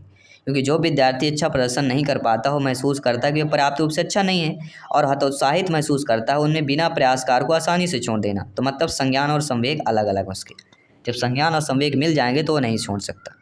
सभी लोग समझ गए? आइए बात करते हैं अगले प्रश्न। अगला प्रश्न, निम्नलिखित में से कौन से एक भाग परंपरागत नैतिक स्तर से जुड़ा हुआ है? सामाजिक अनुबंधन अभिमुखता, अधिकार संरक्षण अभिमुखता, दंड तथा आज्ञा पालन अभिमुखता, उपरोक्त में से कोई नहीं। तो इनमें से ऐसा एक भाग जो परंपरागत नैतिक स्तर से जुड़ा हो वह कहलाता है अधिकार संरक्षण अभिमुखता। आपने पढ़ा होगा, क्योंकि ये परंपरागत नैतिक से, दंड और आज्ञा पालन ये कौन सा हो जाएगा, दूसरे में हो जाता है, लेकिन परंपरागत हमें नैतिक स्तर चाहना है तो वह अधिकार और संरक्षण आए। ठीक है, सभी लोग समझ गए? आइए बात करते हैं इस क्लास का 30वां प्रश्न इस प्रैक्टिस सेट का, कि यह विधियां जिनके प्रयोग से विद्यार्थियों की स्वपहल व प्रयास शामिल है, निम्न में से किसका उदाहरण है? परंपरागत विधि का, अंतर व्यक्तित्व का, निगमनात्मक का या अधिगमकर्ता केंद्रित विधि का? वह विधियां जिनके प्रयोग में विद्यार्थी बालक बालिकाओं की स्वपहल वाला संपूर्ण सिलेबस को पूरा निचोड़ रहने वाला है, जिसमें से पहला प्रश्न आपके स्क्रीन पर है। ये पिछली बार जो है आपके MPTT 2022 में जो है ये पेपर में प्रश्न आया हुआ था कि हेरमेस किसके द्वारा एक मिशन है। अगर आपने एग्ज़ाम दिया होगा तो आपको अवश्य पता होगा, क्योंकि यहाँ पे लगभग 25 से ज़्यादा एग्ज़ाम चला है, दोनों पाली में चला, तो 50 से 60 पेपर हुए हैं। तो अलग अलग प्रश्न लगभग आए हैं, कुछ सेम प्रश्न भी आए हैं। ठीक है, तो जो आपका हेरमेस होता है ये किसके द्वारा एक मिशन है? नासा का है, DRDO का है, जक्सा का है या इसरो का है? तो जिनको भी पता है सभी लोग कमेंट कर सकते हैं, फीडबैक कर सकते हैं, अपनी प्रिपरेशन को मजबूत कर सकते हैं। तो हेरमेस जो है जिसके द्वारा एक मिशन था वह नासा का मिशन था और MPTET 2022 में यह पूछा गया प्रश्न था। ठीक है, अगला प्रश्न ये भी प्रीवियस ईयर में आया हुआ प्रश्न है, तो ध्यानपूर्वक सभी लोगों को कमेंट करके फीडबैक करके बताना है। सभी मित्रों को जय हिंद, वंदे मातरम। साथियों प्रश्न है, जैव ईंधन एल्कोहल के कौन से दो रूपों का मिश्रण होता है? Ethanol, methanol, ethanol, propanol, methanol, propanol, methanol, isopropyl alcohol. तो जो है 11th 12th में जिन्होंने साइंस लिया था तो वो चीज़ें अच्छे तरीके से समझ जाएंगे चीज़ें क्या है। ठीक है, तो जैव ईंधन एल्कोहल के कौन से दो रूपों का मिश्रण कहलाता है? तो है आपके इथेनॉल और प्रोपेनॉल, इन दोनों का मिश्रण कहलाता है जैव ईंधन एल्कोहल। ठीक है, ये प्रीवियस ईयर में आया हुआ प्रश्न था, तो संभाव्य प्रश्न ये भी हो सकता है, रिपीट हो सकता है। अगला प्रश्न है, लोकटक क्या है? एक घाटी है, नदी है, झील है, पर्वतमाला है। ठीक है, ये MPPSC में पूछा गया प्रश्न था, तो इस लेवल के आपके इस कंबाइन किया गया है क्योंकि वर्ग 3 का पेपर जो हार्ड आता है। तो लोकटक है एक MPPSC में पूछा गया प्रश्न है। तो लोकटक ये हमारी क्या है, एक झील है। ठीक है, क्या है लोकटक? लोकटक एक झील है जो कि भारत के आपके मणिपुर की झील है। लोकटक झील के समीप कैबुआ लामजाओ नाम एक राष्ट्रीय वन्यजीव अभयारण्य पार्क भी है। यह एक विश्व एकमात्र फ्लोटिंग पार्क है। अगर पूछा जाए कि विश्व का एकमात्र फ्लोटिंग पार्क कौन है, तो वह आपका है मणिपुर का लोकटक। और इसे वन्यजीव अभयारण्य में संगाई डियर पाए जाते हैं, संगाई डियर भी पाए जाते हैं। ये जो कि मणिपुर का राष्ट्रीय पशु है संगाई डियर, ये भी आप लोगों को ध्यान देना। अगला प्रश्न है जो प्रीवियस में पूछा गया प्रश्न था, आप सभी लोगों को पता है कि MP में एग्जाम होता है तो भोपाल गैस त्रासदी से प्रश्न जरूर आता है। तो भोपाल गैस त्रासदी में कौन सी गैस रिसी थी? पोटेशियम आइसोथायोसाइनाइड, सोडियम आइसोथायोसाइनाइड, इथाइल आइसोसाइनाइड या मिथाइल आइसोसाइनाइड। मेरे प्यारे में शिक्षा बंधु, आप सभी लोग जानते हैं, सभी लोग ज्ञानी सर्वव्याख्याता लोग हैं कि भोपाल गैस त्रासदी से एक प्रश्न आना ही आना है, एक नंबर पक्का ही है, तो पूरा डिटेल के साथ पढ़ लीजिएगा। तो मिथाइल आइसोसाइनाइड जिसे हम शार्ट रूप में MIC बोलते हैं, इस रूप में आता है। ठीक है, सभी लोग समझ गए? सभी लोग कमेंट कीजिएगा। मेरे प्यारे प्यारे भाइयों की प्यारी प्यारी बहनें, गृहिणी, ब्रदर, सिस्टर एंड टीचर जिनका सपना है MPTET एग्जाम को फतेह करना। साथियों अगला प्रश्न है, बटरफ्लाई स्ट्रोक किस खेल से संबंधित होता है? टेनिस, वॉलीबॉल, कुश्ती, तैराकी। और आपको पता है एक क्वेश्चन स्पोर्ट्स से आना ही आना है। तो बटरफ्लाई जो स्ट्रोक होता है ये आपके किससे? तैराकी से संबंधित आपका खेल है। D option is the right answer. किसी भी प्रश्न पर डाउट है बेफिक्र आप लोग कमेंट कर सकते हैं, फीडबैक कर सकते हैं। अगला प्रश्न है ग्रीन पार्क स्टेडियम कहाँ पर है? बेंगलोर, देहरादून, चंडीगढ़, कानपुर, सभी लोग बताइएगा। ग्रीन पार्क स्टेडियम कहाँ पर स्थित है? तो ग्रीन पार्क स्टेडियम जो कानपुर में है। जिनको भी टॉपर नोट्स प्राप्त करना हो तो आपको व्हाट्सएप करना है 9630689598। EVS ऑल सब्जेक्ट की टॉपर नोट्स आपको प्रोवाइड हो रही, तो व्हाट्सएप करेंगे। कैसे प्राप्त होगी किस रूप में आपको प्राप्त होगी, इस पर मैसेज करेंगे, आपको डिटेल मिल जाएगा। ठीक है, तो ग्रीन पार्क स्टेडियम अगर पूछा जाएगा एग्जाम में तो आपका जवाब होना चाहिए कानपुर। ठीक है, सभी लोग समझ गए। और अभी ये भी एक प्रीवियस में स्पोर्ट्स से आया हुआ था कि सबसे बड़ा स्टेडियम भारत में, तो नरेंद्र मोदी स्टेडियम। ये पिछले 2022 का जो 20 का एग्ज़ाम 22 में जो पेपर हुआ था उसमें पूछा गया था। तो स्पोर्ट्स से क्वेश्चन जो करंट है वो चीज़ें आप थोड़ा रिमाइंड करिएगा कि वर्ल्ड कप से प्रश्न पूछे जा सकते हैं। ठीक है, अगला प्रश्न है एक कार्बन शून्य या कार्बन उदासीन क्षेत्र क्या होता है? वह क्षेत्र जो साइट पर आवश्यकता से अधिक ऊर्जा पैदा करे। वह क्षेत्र जहाँ साइट पर उत्सर्जित कार्बन डाइऑक्साइड की शुद्ध मात्रा क्षेत्र द्वारा उपयोग की गई कार्बन डाइऑक्साइड की शुद्ध मात्रा के बराबर होती है। या वह क्षेत्र जहाँ कोई ऊर्जा उत्पन्न नहीं होती। वह क्षेत्र जहाँ कार्बन उत्सर्जन शून्य होता है। तो एक कार्बन शून्य या कार्बन उदासीन क्षेत्र क्या कहलाता है? वह क्षेत्र जहाँ साइड पर उत्सर्जित कार्बन डाइऑक्साइड की शुद्ध मात्रा क्षेत्र द्वारा उपयोग की गई कार्बन डाइऑक्साइड की शुद्ध मात्रा के बराबर होती है। B option is the right answer, यहाँ पे सही हो जाएगा। आइए बात करते हैं अगले प्रश्न की। भारत के पहले उपग्रह का नाम बताइए और इसे कब लॉन्च किया गया था? भारत 7 जून, भास्कर, आर्यभट्ट, रोहिणी और इनसैट। तो भारत के पहले उपग्रह, और आपको पता होगा इसरो से संबंधित जो है काफ़ी ज़्यादा इम्पोर्टेंट क्वेश्चन और काफ़ी टफ क्वेश्चन पूछे गए थे। इस बार आप लोगों को अच्छे से अब प्रिपेयर रहना है।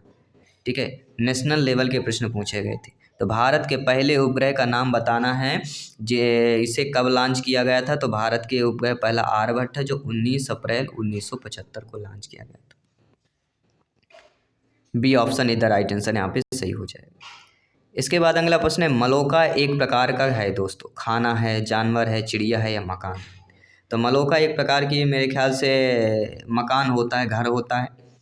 एक पैतृक एक लंबक घर होता है जिसका उपयोग अमेजन के जो स्वदेशी लोग होते हैं वे करते हैं। ये कोलंबिया और ब्राज़ील में पाया जाता है। प्रत्येक समुदाय की अपनी अनूठी विशेषताओं का एक मलोका होता है, जो कि पितृवंशी संबंध वाले कई परिवार एक साथ जो है मलोका में रहते हैं, जो कि काफ़ी बड़ा घर होता है, इसे मलोका बोला जाता है। अगला प्रश्न है मानव विकास सूचकांक को किसके द्वारा प्रकाशित किया गया? पिछली बार प्रश्न आया हुआ है। विश्व आर्थिक मंच, अंतर्राष्ट्रीय मुद्रा कोष, UNDP जिसे हम संयुक्त राष्ट्र विकास कार्यक्रम बोलते हैं, या विश्व बैंक समूह की बात की जाती है। तो मानव विकास सूचकांक को किसके द्वारा जो है प्रकाशित किया जाता है? आपके UNDP संयुक्त राष्ट्र विकास कार्यक्रम। थर्ड ऑप्शन इधर राइट आंसर हो जाएगा। अगला प्रश्न है भारत की पहली पीको सैटेलाइट का नाम बताइए। GSAT-4, इनसैट, आपका स्टैट या अनुसैट हो जाएगा।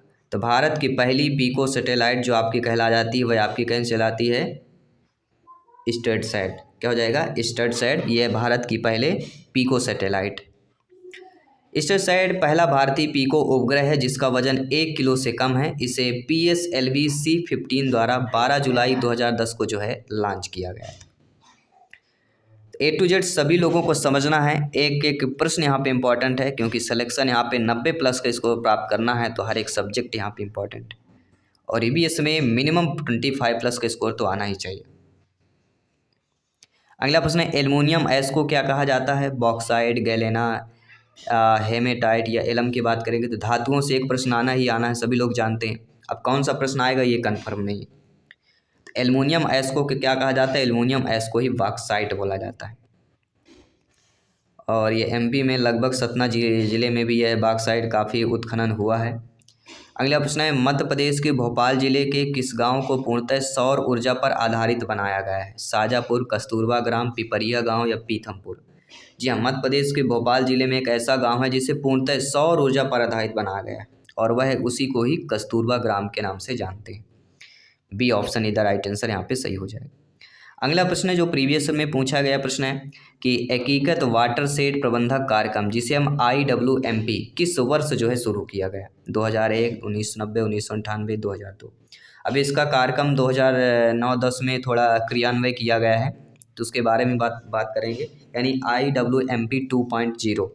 तो एकीकृत वाटरशेड प्रबंधक जो कार्यक्रम होता है वह आपके 1990 में जो है शुरू किया गया था, और परिचय विभाग में 2009-10 में एक केंद्र प्रायोजित योजना थी जिसे हम CSS बोलते हैं, एकीकृत वाटरशेड प्रबंधन कार्यक्रम IWMP लागू किया गया, और इसे 15-16 में जो है PMKSY WDCPMKSY के वाटरशेड विकास के घटक के रूप में जो एकीकृत भी किया गया है 2015-16 में।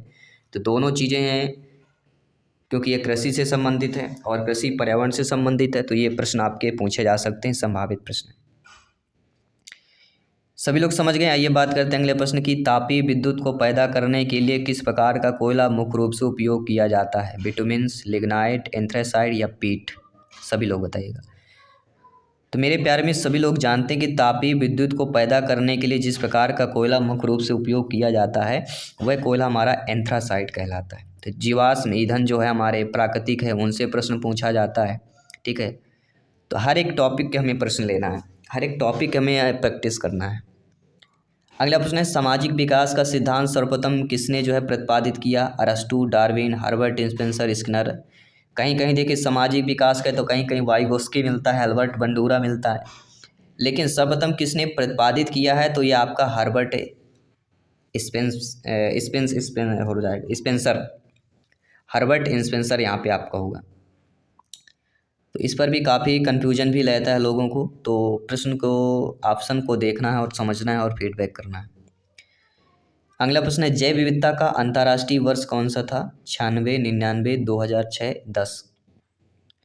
जिनको भी पता है कमेंट कीजिए, नहीं पता है फिर भी अपने माइंड को चेक कीजिए, आपका थिंक क्या कहता है, आपकी थिंकिंग क्या है, इस प्रश्न का जवाब अवश्य दीजिएगा।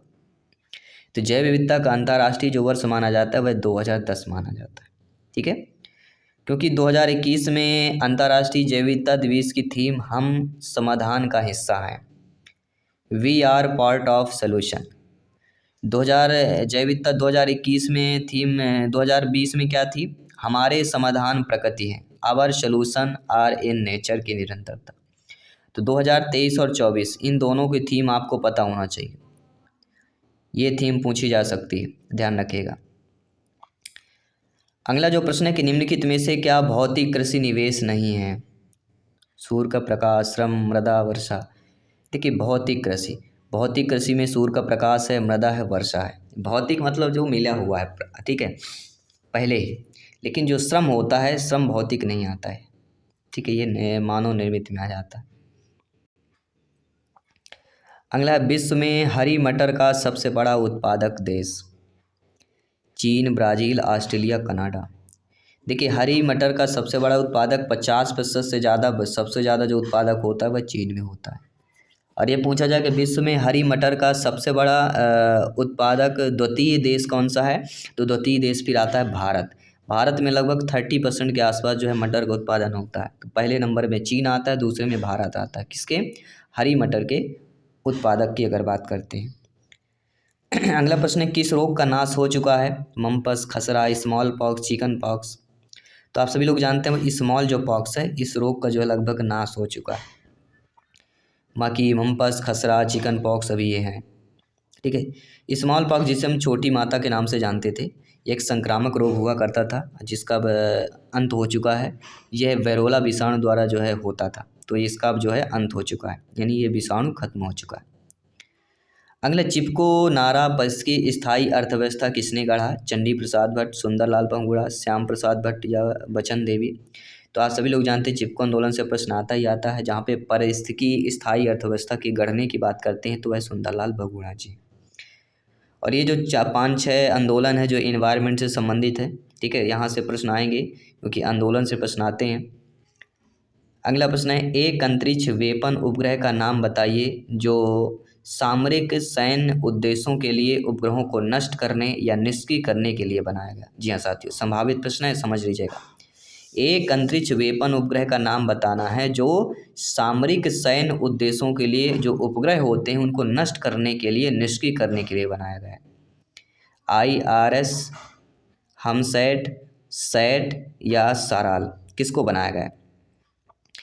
जी हाँ साथियों, एक अंतरिक्ष वेपन उपग्रह का नाम है जो वह सैट कहलाता है। ये सैन्य उद्देश्यों के लिए उपग्रहों को नष्ट करने के लिए, निष्क्रिय करने के लिए बनाया गया है। तो यहाँ पे जो आपका थर्ड एंटी जो सैटेलाइट वेपन होता है, एसैट अंतरिक्ष हथियार है जिसे सामरिक सैन्य उद्देश्यों के लिए उपग्रहों को नष्ट करने या निष्क्रिय करने के लिए डिजाइन किया गया है। तो ये संभावित प्रश्न आपके एग्जाम के दृष्टि से हो सकता है। इसके साथ ही इनमें से कौन जो है राजनीतिक विधायिका से संबंधित है? जिला न्यायाधीश, रक्षा मंत्रालय, वित्त मंत्रालय या पुलिस अधीक्षक? तो वह जो राजनीतिक विधायिका से आपका संबंधित हो जाता है वह हमारा कौन सा कहलाते हैं? वित्त मंत्री। बाकी ये सारे गवर्नमेंट ऑफिसर होते हैं।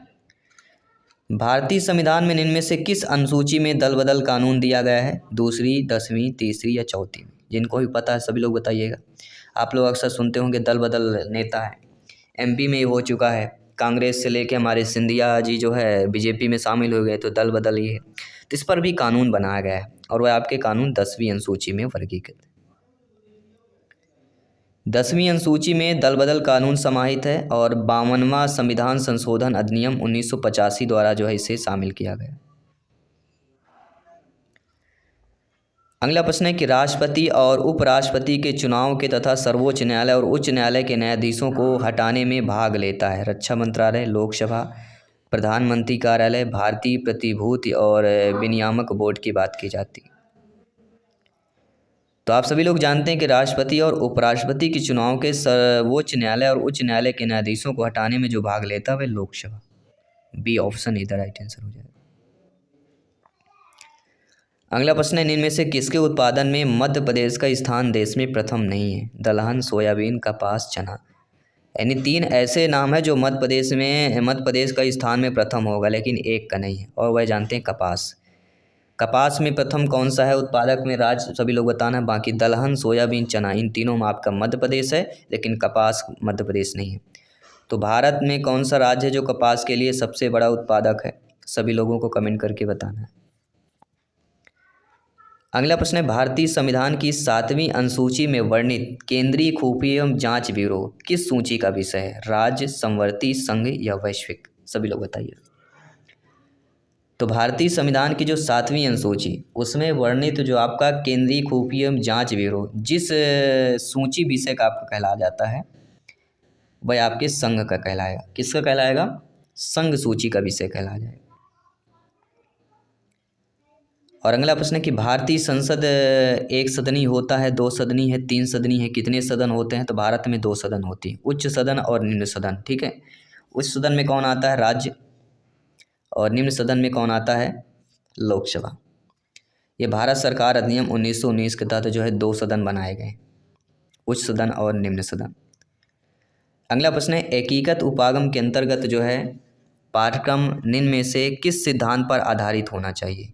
जीवन केंद्रित, व्यवहारिक पक्ष के सिद्धांत, विषयों की समन्वित इकाई। तो इनमें से कौन सा सही हो जाएगा?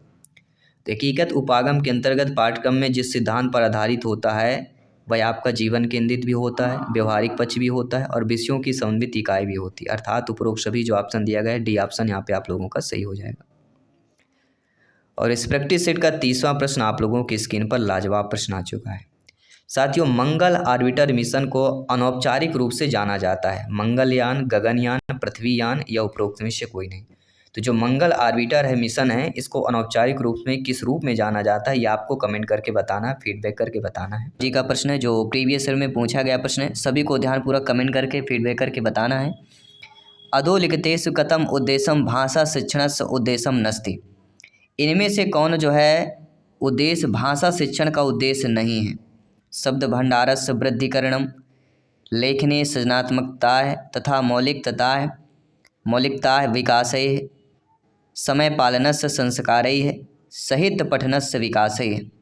तो इनमें से जो उद्देश्य भाषा शिक्षण का उद्देश्य नहीं हो, तो आप सभी लोग जानते हैं शब्द भंडार की वृद्धि करना भाषा शिक्षण का उद्देश्य होता है। लेखन में सृजनात्मकता के साथ मौलिकता का भी विकास होना ये आपके भाषा शिक्षण का उद्देश्य होता है। लेकिन समय पालन संस्कार है, समय के पालन के अनुसार संस्कार जो है ये आपके भाषा शिक्षण का उद्देश्य नहीं होता है। बाकी साहित्य पठन से विकास है, साहित्य के पठन का विकास करना ये होता है। तो जहाँ पे विकास की बात करें, जहाँ पे वृद्धि की बात करें, वो आपका भाषा शिक्षण का उद्देश्य हो। तो according to question third option ये भाषा शिक्षण का उद्देश्य नहीं होगा, यह प्रीवियस में आया हुआ प्रश्न है। इसके बाद दूसरा प्रश्न है जो स्क्रीन पर है, सभी को ध्यानपूर्वक कमेंट करना है और फीडबैक करना है। सभी मित्रों को जय हिंद, वंदे मातरम साथियों। दूसरा प्रश्न है, छात्रान उत्कृष्ट लेखकान कर्तुम शिक्षकै कुत्र अधिकम ध्यानम द्यात यस्य महत्तम सर्वाधिकम। अर्थात साथियों, छात्र बालक बालिकाओं में उत्कृष्ट लेखन करने के लिए शिक्षक जो है कुत्र अधिकम, इनमें से कौन अधिक ध्यान यस्य महत्तम सर्वाधिकम ध्यान देने के लिए महत्व सर्वाधिक होगा। अव्यक्ति की, शब्दावधि की, हस्ताक्षरम की, व्याकरण की। तो मेरे प्यारे मित्रों, शिक्षा बंधु, आप सभी लोग जानते समझते हैं कि छात्रों के उत्कृष्ट लेखन के लिए सबसे इम्पोर्टेंट होता है व्याकरण। डी ऑप्शन इधर राइट आंसर हो जाएगा, क्योंकि इसके ज्ञान, व्याकरण के ज्ञान से ही भाषागत दोषों का ज्ञान होता है और अशुद्ध वर्तनी परिमार्जन में सहायता मिलती। तो व्याकरण का ज्ञान बहुत ही इम्पोर्टेंट आप सभी का हो जाता है। अगला प्रश्न है, एकस्य पाठस्य पाठन समय अधो लिखतेषु किम आवश्यकतम। पाठस्य अर्थावबोध है, शीघ्रतया पठनम, शुद्धोच्चारणेन सह पठनम, विराम चिह्नाम शुद्धतया प्रयोगैः। तो एकस्य पाठन, एक पाठ को पढ़ते समय इनमें से क्या आवश्यक होता है। सभी लोग बताइए, आप सभी लोग भावी अध्यापक अध्यापिका हैं, शिक्षा बंधु हैं, ब्रदर सिस्टर टीचर सभी कमेंट कीजिएगा। तो एक पाठ को पढ़ते समय जिसकी आवश्यकता पड़ती है, पाठस्य अर्थावबोधनम, जो पाठ पढ़ रहे हैं उनके अर्थ का बोधन करना, उसके अर्थ को समझना जानना, ये सबसे ज़्यादा जरूरी होता है। ठीक है, क्योंकि किसी पाठ को पढ़ते समय छात्र के लिए सबसे आवश्यक होता है उस पाठ के अर्थ का बोध करे ताकि उसकी समझ और स्मरण शक्ति में विकास हो सके। तो उस अर्थ का बोध करना बहुत ज़रूरी होता है। अगला प्रश्न है, ये भी प्रश्न आपके प्रीवियस ईयर में पूछा गया प्रश्न है, अधोलिखितेषु कथम मनोविज्ञानम अधिकतम अन्याय भाषायाः अधिगमनस्य प्रक्रियां प्रभावितम ना करोति। अर्थात इनमें से कौन सा कथन है जो मनोविज्ञान तत्वम अन्यायाय भाषा अधिगमनस्य प्रक्रिया प्रभावितम ना करोति। तो इनमें से मनोविज्ञान के संदर्भ में भाषा अधिगम की प्रक्रिया का कौन प्रभावित नहीं करती है। तो आप सभी लोग जानते समझते हैं कि अभिवृत्ति एवं अभिप्रेरणा प्रभावित करेगी। छात्रान प्रति शिक्षकस्य व्यवहार है, छात्रान प्रति शिक्षकस्य व्यवहार, छात्रों के प्रति शिक्षक का व्यवहार, ये भी इम्पोर्टेंट है। अभिभावक पक्षतः प्राप्त है प्रोत्साहन, अभिभावक के पक्ष में प्राप्त प्रोत्साहन, ये भी आपके मनोविज्ञान के संदर्भ में भाषा अधिगम की प्रक्रिया में प्रभावित करेगा। लेकिन शिक्षक केंद्रित शिक्षा, अगर शिक्षक केंद्रित शिक्षा हो जाएगी तो मनोविज्ञान के संदर्भ में भाषा अधिगम का प्रभावित नहीं होगा, क्योंकि यहाँ पे बालक केंद्रित शिक्षा होनी चाहिए। क्या होनी चाहिए? बालक केंद्रित। तो शिक्षक केंद्रित शिक्षा मतलब ये निगेटिव है, ये समझ लीजिएगा, माइंड की मेमोरी में ये पॉइंट्स आपको सेव कर लेना है। आइए बात करते हैं साथियों अगले प्रश्न की। इस प्रश्न को ध्यानपूर्वक समझिएगा क्योंकि इस प्रकार के प्रश्न ज़्यादातर पूछे जा रहे हैं कि प्रथम कक्षायाः भाषा पुस्तके अदौ वर्णमाला दीयते ततः द्वयक्षर शब्दाः अनंतरम त्रयक्षर शब्दाः अनंतरम च कथाः कविताः च एवं पुस्तके का पद्धति अनुसरति। प्राथमिक स्तर पर सर्वप्रथम जो है वर्णमाला में दिया जाता है। वर्णमाला में 2 अक्षर, अनंत 3 अक्षर वाले जो शब्द होते हैं और अनंतर चा कविता है होती, मतलब एक कविता जो 2 अक्षर वाले शब्द हैं और 3 अक्षर वाले शब्द हैं। तो इनमें से जो कविता होती है, ऐसी कविता का पाठ करना पुस्तके का पद्धति अनुसृति, इस पुस्तक में किस पद्धति का अनुसरण हो रहा है, अनुशासनात्मक, पाठचर्या रूपरेखा पद्धति, ऊर्ध्वगामी पद्धति, अधोगामी पद्धति। तो इस पर जिस प्राथमिक स्तर पर सर्वप्रथम जो वर्णमाला में अगर 2 अक्षर 3 अक्षर कविता को पढ़ने की बात करते हैं तो ऐसी पुस्तकों में सर्वप्रथम ऊर्ध्वगामी पद्धति हो जाएगा। क्यों होगा आइए समझते हैं। प्राथमिक स्तर पर सर्वप्रथम सभी लोग जानते हैं वर्णमाला में 2 अक्षर वाले शब्द फिर 3 अक्षर वाले शब्दों को सिखाया जाता है तो ये प्रक्रिया ऊर्ध्वगामी पद्धति का अनुसरण करती है, यानी क्रम के अनुसार हो रहा है। ऊर्ध्वगामी मतलब बढ़ रहा है ना, 2 शब्दों के बाद 3 शब्द आ रहे हैं तो ऊर्ध्वगामी हो जाएगा। अगला एका पठनगत समस्या अस्ति, इनमें से पठनगत समस्या होगी डिस्कैल्कुलिया, बुलिमिया, डिसलेक्सिया, अफेजिया।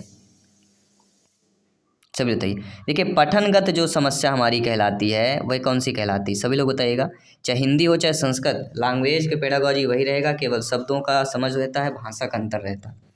इसलिए जो हिंदी समझते हैं तो संस्कृत इसलिए ले लेते हैं क्योंकि आधा अर्थ आप लोग समझ जाते हैं। तो एका पठनगत समस्या अस्ति, तो पठनगत समस्या के अंतर्गत आपकी डिसलेक्सिया आती। क्या होगा? डिसलेक्सिया वर्गों की पहचान में, वर्णमाला में, अधिगम में कठिनाई में, वर्णों को उल्टा लिखना, स्वरों को लुप्त करना, ये सारे डिसलेक्सिया के आते हैं। और डिस्कैल्कुलिया में कौन, गिनते समय जोड़ घटाना गुणा भाग करने में अगर कठिनाई आ रही तो उसको डिस्कैल्कुलिया बोला जाता है। और बुलिमिया किसको बोला जाता है? तो बुलिमिया उसको बोला जाता है जो हर समय अपने वजन के बारे में सोचे, मेरा वजन बढ़ रहा है, मेरा घट रहा है, ठीक है, ऐसे विकार को बुलिमिया बोला जाता है। अफेज्या किसको बोला जाता है? स्पष्ट उच्चारण में कवि व लेखन की शक्ति में कमी जो है अफेज्या बोला जाता है। तो ये 4 हैं, जो चारों से एक प्रश्न आना तो तय है, सभी लोग जानते हैं, ठीक है। डिसलेक्सिया, डिस्कैल्कुलिया, बुलिमिया और अफेज्या, एक प्रश्न इन चारों में से आएगा, इसलिए हमने डिटेल के साथ आपसे चर्चा किया। अगला प्रश्न है जो आपके प्रीवियस ईयर में पूछा गया प्रश्न था कि निम्नलिखितेषु कथनेषु तत् कथनम अस्ति यद्यपि पियाजे सिद्धांत अनुसारम नए वक्तुम शक्यते। इनमें से कौन से कथन होगा जो जीन पियाजे जी के सिद्धांत के अनुसार जो है अनुसरण कर रहा है?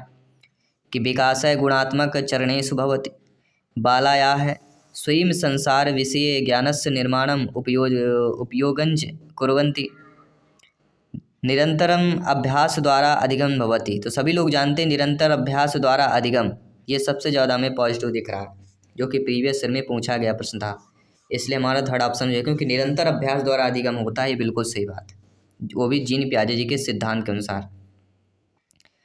इसके बाद जो अगला प्रश्न है, सभी लोग ध्यानपूर्वक फीडबैक करना है, मेरे प्यारे प्यारे भाइयों की, प्यारी प्यारी बहनें, गृहिणी जिनका सपना है अध्यापक अध्यापिका बनना, शिक्षक बनना, और जिनको भी संस्कृत लैंग्वेज का टॉपर नोट्स चाहिए जिसमें आपके ग्रामर पोर्शन अच्छे से बताया गया है, और लगभग 500 से अधिक आपको प्रश्न मिलेंगे संस्कृत पेडागॉजी के, जहाँ पे हिंदी को ट्रांसलेट करके आपको समझाया गया है, और वो सारे कठिन पेडागॉजी प्रश्न मिलेंगे जो आपको इम्पॉर्टेंट क्वेश्चन के साथ जो है संभावित प्रश्न होंगे। और यहीं से प्रीवियस ईयर में पिछली बार जो है प्रश्न काफ़ी ज़्यादा पूछे गए थे, और काफ़ी ज़्यादा लोगों ने इस पर नोट्स मंगाया है, काफ़ी लोगों ने उत्सुक हुआ है, तो आप लोग भी मंगा सकते हैं। व्हाट्सएप नंबर है आप लोगों को 9630689598 9630689598, ये व्हाट्सएप नंबर है।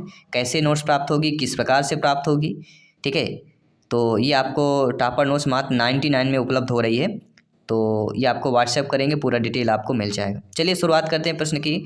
बालेन मातृभाषायाः अधिग्रहणम भवति प्रमुखतया, बालकों में मातृभाषा अधिग्रहण करने की प्रमुख क्या होता है? लेखन के द्वारा, औपचारिक शिक्षण व्यवस्था, श्रवणेन या संभाषणेन।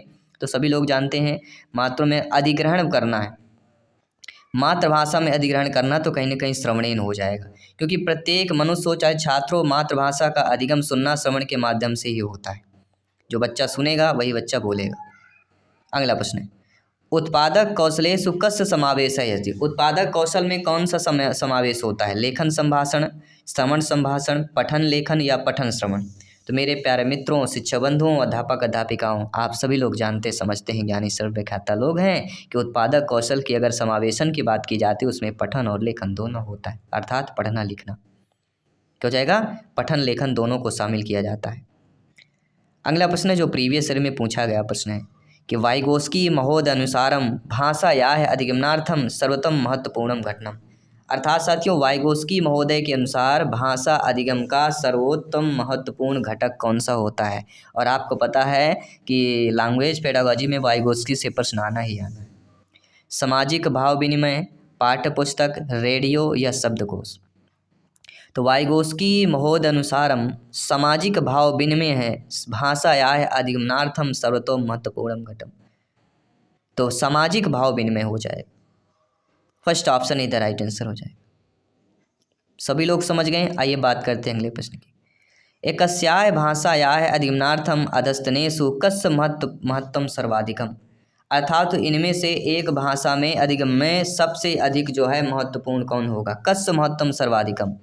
पुस्तकान पठनम, पुस्तक का पढ़ना, चलचित्राणाम नाटकम चा प्रेक्षणम, चलचित्र जो नाटक होते हैं, या अध्ययन अध्यापन सामग्री नाम उपयोग है जिसे हम TLM बोलते हैं, या सामाजिक संवाद हो जाएगा। देखिए एकस्य भाषाया है अधिगमार्थम अधसनेषु कस्य महत्वपूर्ण। एक भाषा का अधिगम करने के लिए सबसे जो महत्वपूर्ण होता है वह होता है सामाजिक संवाद, क्योंकि भाषा की बात कर रहे हैं, क्योंकि भाषा अधिगम के लिए सामाजिक संवाद सबसे महत्वपूर्ण है। इसके द्वारा बच्चे अन्य लोगों के साथ सामाजिक अंतःक्रिया स्थापित करते हैं और साथ साथ अपने विचारों और भावनाओं को भी अभिव्यक्त भी करते हैं। इसके बाद बात करेंगे अगले प्रश्न की। अगला प्रश्न है बालाः स्वाभाविकतया है तस्य प्रथमां भाषाम। बालकों में स्वाभाविक रूप से प्रथम भाषा होती है। अधिग्रहण करते हैं, पुनर्वलन करते हैं, अधिगच्छति या अनुकरोति। तो जो प्रथम भाषा होती है बालकों की, स्वाभाविक रूप से वह अनुकरण करते हैं। अनुकरोति अर्थात बालक स्वाभाविक रूप से प्रथम भाषा का अनुकरण करता है और अनुकरण के द्वारा ही बच्चा सीखता और सहजता से सीखता है। ठीक है, बिना अनुकरण करे आप सीख नहीं सकते। अगला प्रश्न देखिएगा जो प्रीवियस ईयर में पूछा गया प्रश्न था कि प्राथमिक स्तरे छात्रय पुनः पुनः क्रियमाणम दोषाहि में। यानी प्राथमिक स्तर में कोई भी छात्र बालक बालिका पुनः पुनः क्रिया करता है तो इनमें से कौन सा दोष में होगा। उच्चारण दोष, लेखन दोष, तर्क दोष या व्याख्यान दोष। आप एक शिक्षक रूप में स्वयं सोचिए, कब आप बच्चों को पुनः पुनः क्रिया करने के लिए बोलते हैं, कि बार बार अभ्यास करने के लिए बोलते हैं। क्यों करते हैं? क्योंकि बच्चा जब उच्चारण दोष होता है, उच्चारण दोष जब बच्चा करता है तो आपको बार बार उसको क्रिया करने अर्थात बोलने सुधारने के लिए बोलते हैं। तो प्राथमिक स्तरे छात्र ही पुनः पुनः क्रियमाणा है उच्चारण दोष ही है इमें। First option is the right answer. आइए अब सभी लोग समझ रहे अच्छे तरीके से। आइए बात करते हैं अगला प्रश्न। ये संभावित प्रश्न है, 1 नंबर पक्का करने वाला प्रश्न है, ध्यानपूर्वक समझिएगा। शिक्षिका विशेषण विषय व्याख्यानाम करोति। आप में से कोई शिक्षिका है जो विशेषण विषय का व्याख्या कर रही हैं। सा तदा सर्वान् छात्रान् प्रत्येक न्यूनातिन्यूनतम एवं स्वगुणम वर्णयुक्त निर्देशयति। प्रत्येक वह जो है प्रत्येक छात्रों में प्रत्येक न्यूनतम मतलब नए जो शब्द होते हैं, स्वगुणम वर्णयुतम निर्देश, स्वयं के गुण के द्वारा वर्णन करने के लिए निर्देश देती हैं। तो अनंतरम चा तस्य लक्षणम ददाति अयम विधि कथ्यते। ये सब जो लक्षण दिख रहा है ना आपको, ऐसा शिक्षिका का करना, ये कौन सी किस विधि को इसको हम बोलेंगे, या किस विधि में ऐसा किया जाता है। समग्र शारीरिक प्रक्रिया विधि, निमंजन विधि, आगमन विधि या निगमन विधि। तो आप मेरे प्यारे में सभी लोग जानते हैं, जिस पर शिक्षिका जो है विशेषण विषय का अगर व्याख्या कर रहे हैं, जिसमें वह सभी छात्रों में प्रत्येक नए नए जो शब्द हैं, नए नए जो सगुण वर्णन करने के लिए निर्देश दे रही हैं। तो अनंतरम च तस्य लक्षणम, ये हमारा हो जाता है समग्र शारीरिक प्रक्रिया विधि। फर्स्ट ऑप्शन हो जाएगा। अब आप बोलेंगे समग्र शारीरिक क्यों होगा? क्योंकि समग्र शारीरिक प्रतिक्रिया विधि के द्वारा ही उपरोक्त प्रक्रिया पूर्ण की जाती है। अर्थात पहले व्याख्या करना, गुणों का वर्णन करना, उसके बाद लक्षणों का वर्णन करना, ये सारी समग्र शारीरिक प्रक्रिया पर ही उपलब्ध है और संभावित हो सकता है। अगला प्रश्न है शिक्षकस्य सहायम औपचारिकतया का भाषा अधिगम्यते। शिक्षक सहाय में औपचारिक भाषा का जो है अधिगम होता है वह मातृभाषा में, गृह भाषा में, प्रथम भाषा में, द्वितीय भाषा में। तो शिक्षक के लिए जो सहायक औपचारिक भाषा की अगर बात करते हैं वो आपका हो जाएगा द्वितीय भाषा हो जाएगा। क्यों होगा? क्योंकि द्वितीय और तृतीय भाषा को औपचारिक तरीकों को शिक्षक की सहायता से ही सीखा जाता है। तो प्रथम मातृभाषा को अनुकरण के द्वारा सीखा जाता है और द्वितीय और तृतीय भाषा को औपचारिक रूप में। ठीक है, तो प्रथम भाषा है तो आपको मातृभाषा करना है, लेकिन अगर आपका शिक्षक से सहायम औपचारिक अगर भाषा आती तो फिर वह आपका द्वितीय भाषा कहला जाए। ठीक है, तो इन चीज़ों को भी समझना है, यही आपके इम्पोर्टेंट है। अगला प्रश्न है, इसके बाद ग्रामर के कुछ क्वेश्चन करेंगे, इंपॉर्टेंट क्वेश्चन करेंगे जैसे एग्जाम में पूछे जाते हैं। प्रश्न है सहज रूपेण भाषा अधिगमन संदर्भे महत्वपूर्णम अस्ति। सहज रूप से भाषा अधिगम के संदर्भ में महत्वपूर्ण क्या होता है? अधिकृत शब्द अधिकृत वाक्य निर्माणम, लेखनम, कथन शैल्य अपेभ्याय अर्थ स्पष्टीकरणम, अभिभावका नाम वाक्या नाम श्रवणम। तो सहज रूप से अगर भाषा अधिगम के संदर्भ में महत्वपूर्ण जो होता है वह होता है कथन शैल अपेभ्याय अर्थ स्पष्टीकरण, क्योंकि अर्थ स्पष्टीकरण बहुत ही इम्पोर्टेंट हो जाता है आपका। ठीक है, चलिए कुछ ग्रामर के क्वेश्चन कर लेते हैं, जैसे एग्जाम में आपके पूछे जाते हैं। प्राप अस्मिन पदे का प्रत्यय अस्ति। अब प्राप पद में आपको प्रत्यय क्या हो जाएगा? तो जो प्राप आपका शब्द दिया गया है, इस शब्द में ये आपके ग्रामर जो आपके अपने गद्यांश पद्यांश होते हैं उन शब्दों से लेके पूछे जाते हैं, इसी प्रकार से पूछे जाते हैं। प्रीवियस ईयर में इसी प्रकार से पूछा गया था। तो प्राप अस्मिन शब्द में प्रत्यय हमें पहचानना है, तो प्राप में जो प्रब्ध हो जाएगा आपका कौन सा हो जाएगा? यहाँ पे लेप प्रत्यय हो जाएगा। ठीक है, बी ऑप्शन सही हो जाएगा। किसी भी प्रश्न पर डाउट है तो बेफिक्र आप लोग कमेंट कर सकते हैं, फीडबैक कर सकते हैं। जयसवाल सर हाथ जोड़कर आप सभी के अभिनंदन और स्वागत करते हैं। साथियों, व्यायामयी है खाली स्थान हीनमपि सुदर्शनम करोति इत्यत रिक्त स्थाने किम पदम समुचम। गुणई है गुणेभ्य गुणानाम गुणेषु। तो शब्दों और अर्थ को समझना भी जरूरी होता है। सटीक क्या होगा? तो व्यायामय है गुणहीनमपि सुदर्शनम करोति, यहाँ पे गुण होगा ना कि गुणेभ्य गुणानाम गुणेषु। तो आपका विभक्ति भी बननी चाहिए। कौन सी विभक्ति क्या होगा? तो व्यायामाय गुणहीनमपि सुदर्शनम करोति। तो फर्स्ट ऑप्शन यहाँ पे आपका आंसर आ जाएगा। इसके बाद है कि छात्रा है मधुराम खाली स्थान उवाच इत्यतिरिक्त स्थाने समुचित पदम करना है। गिराम आएगा गिरम आएगा गिरिम आएगा गिरे आएगा। तो शब्दों को समझना बहुत जरूरी है, विभक्ति समझना बहुत जरूरी है। ठीक है, तो छात्रा है मधुराम गिरम इवाच, तो यहाँ पे गिरम आ जाएगा। ठीक है, ना कि गिरिम गिरी ना, तो यहाँ पे गिरम इज द राइट आंसर हो जाएगा। इसके बाद साथियों के निमित्तात् कर्म योग का विभक्ति। तो निर्मित्तात् कर्म योग में कौन सी विभक्ति हो जाएगी?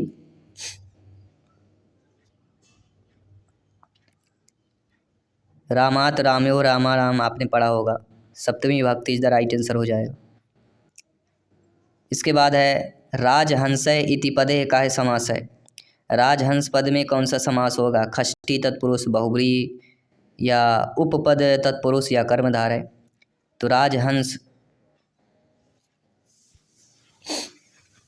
सभी लोग बताइएगा राजहंस में कौन सा समास आएगा? तो राजहंस में कर्मधारय समास आपका हो जाएगा। D option is the right answer हो जाएगा। किसी भी प्रश्न पर डाउट है बेफिक्र कमेंट कर सकते हैं, और सारे ग्रामर के पोर्शन आपके अपृत गद्यांश पद्यांश से ही पूछे जाएंगे, उन शब्दों से लिया जाएगा। अगला प्रश्न है खलवेश है इति पदस्य संधि विच्छेद है समुचित। ये प्रीवियस ईयर में पूछा गया प्रश्न था, किसी गद्यांश पद्यांश से लिया गया है। तो खलवेशय का संधि विच्छेद का बताना है। तो खलवेशय का संधि विच्छेद अगर आता है तो वह आपका पूछा जाता है खलु धन एसय। उ और ए मिलके आपके परिवर्तित हो जाते हैं। अगर संधि नाम पूछा जाए, सभी लोग बताइएगा कौन सी संधि होगी? यण संधि यहाँ पे हो जाएगी। खलु धन एसय खलवेशय यण सुर संधि हो जाएगी। इसके बाद अगला प्रश्न है अधोलिखितेषु विकल्पेषु पाठ सहगामी क्रिया नस्ति। इनमें से कौन से विकल्प में पाठ सहगामी क्रिया नहीं है? संभाषण, शिविर संयोजनम, श्लोक पाठ है, कवि सम्मेलनम या अनर्गल वाता है। तो इनमें से विकल्प में देखा जाए जो पाठ सहगामी क्रिया नहीं है, यानी कि संभाषण, शिविर संयोजनम, श्लोक पाठ और कवि सम्मेलन, ये तीनों हमारे क्या हैं? ये तीनों विकल्प पाठ सहगामी क्रिया हैं। लेकिन अनर्गल वाता ये पाठ सहगामी क्रिया नहीं होती, क्योंकि कोई अगर अनर्गल बात कर रहा है जो अर्थ है उसका कोई ना उसका अर्थ है ना ही कुछ चीज़ें सार्थक है, तो अनर्गल बातें हो जाएंगी जो पाठ सहगामी क्रिया नहीं होगा। इसलिए अकॉर्डिंग टू क्वेश्चन यहाँ पे डी ऑप्शन सही हो जाएगा। ये प्रीवियस में पूछा गया प्रश्न था, इसलिए कंबाइंड कर लिया गया है। अगला प्रश्न है निर्बलम इति पदे का समास है। निर्बलम में समास पूछा गया है। षष्ठी तत्पुरुष बहुब्रीहि अव्ययी भाव या कर्मधार है। तो आप सभी लोग जानते हैं कि निर्मलम पद में अगर हम समास की अगर बात करते हैं तो कहीं ना कहीं अव्ययी भाव समास आ जाता है। क्या आ जाएगा? अव्ययी भाव समास। तो समास में वे शब्द आएंगे जो आपके अपृत गद्यांश में, उन्हीं शब्दों से कोई समास संधि ऐसे पूछी जाएगी। ठीक है, ग्रामर क्वेश्चन, अव्यय, उपसर्ग, कहानी, लोकोक्ति, अर्थ एक शब्द में अनेक शब्दों का एक अर्थ, ये सारे आते हैं। उपसर्ग, प्रत्यय, विलोम, पर्यायवाची, ये सारे आपसे आएंगे। संस्कृत वर्णमाला या स्वर वर्तते। संस्कृत वर्णमाला में स्वर कौन है? का, ऋषि, रा, या। इनमें सभी लोग बताइए संस्कृत वर्णमाला में स्वर जो हो जाएगा वह, आप सभी लोग जानते हैं स्वर्ग 5 हैं और दीर्घ स्वर 8 हैं। इन दोनों को मिला के टोटल जो है संस्कृत में 13 स्वर होते हैं। और ओ आओ को संयुक्त मिश्रित स्वर भी कहा जाता है। ए दृष्टिकोण का प्रयोग किसके उद्देश्य के लिखने के लिए किया जाता है। प्रीवियस ईयर में आया हुआ प्रश्न, अगर आपको पता है तो आप लोग कमेंट कर सकते हैं, फीडबैक कर सकते हैं। तो RCEM दृष्टिकोण का प्रयोग किसके उद्देश्य के लिखने के लिए किया जाता है। जो संज्ञानात्मक उद्देश्य होते हैं ना, तो संज्ञानात्मक उद्देश्यों को लिखने के लिए RCEM दृष्टि का प्रयोग जो है किया जाता है।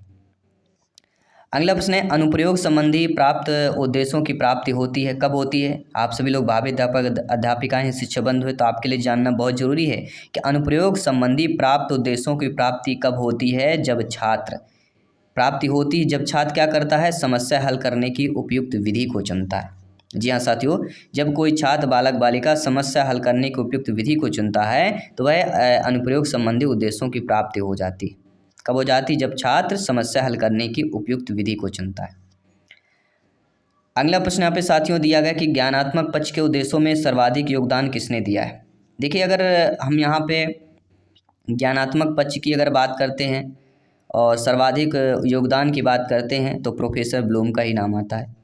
ज्ञानात्मक पक्ष के उद्देश्यों में सर्वाधिक योगदान किसने दिया है, तो प्रोफेसर ब्लूम ने दिया है। और आपको बता दूं, प्रोफेसर ब्लूम टेक्सोनॉमी का जो सिद्धांत है उन्होंने दिया है, तो ब्लूम टेक्सोनॉमी या ब्लूम से संबंधित एक प्रश्न अवश्य पूछा जाता है, इसलिए ये टॉपिक इम्पोर्टेंट है आपके लिए।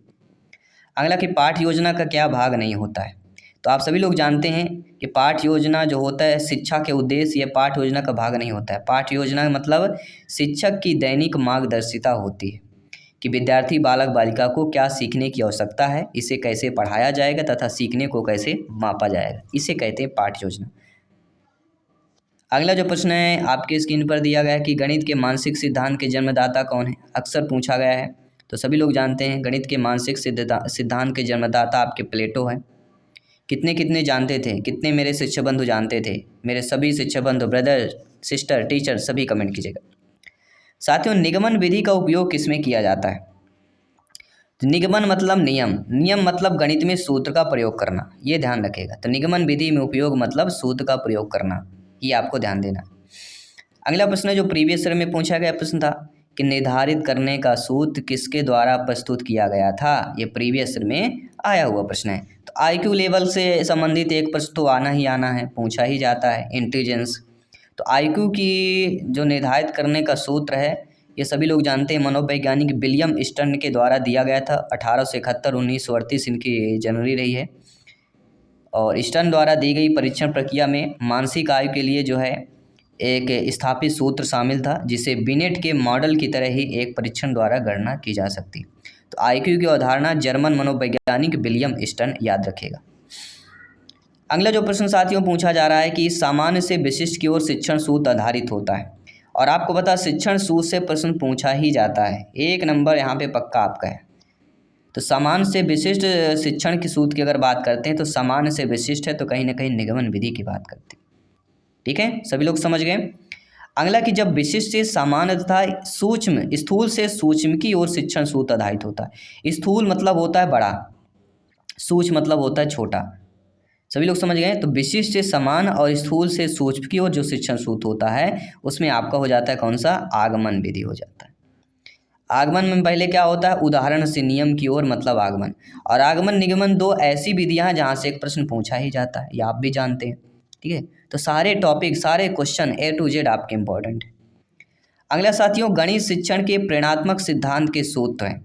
तो गणित शिक्षण में प्रेरणात्मक मतलब प्रेरणात्मक आ रही तो कहीं ना कहीं सिद्धांत के सूत्र में सजीवता होगी, ये आपको दिमाग रखना, माइंड की मेमोरी में सेव कर लेना। अगले कि गणित शिक्षण के लिए पाठ्य योजना का निर्माण क्यों आवश्यक होता है, ये भी आपके लिए जानना जरूरी, क्योंकि आप सभी लोग भावी अध्यापक अध्यापिकाएं हैं, शिक्षक बंधु हैं।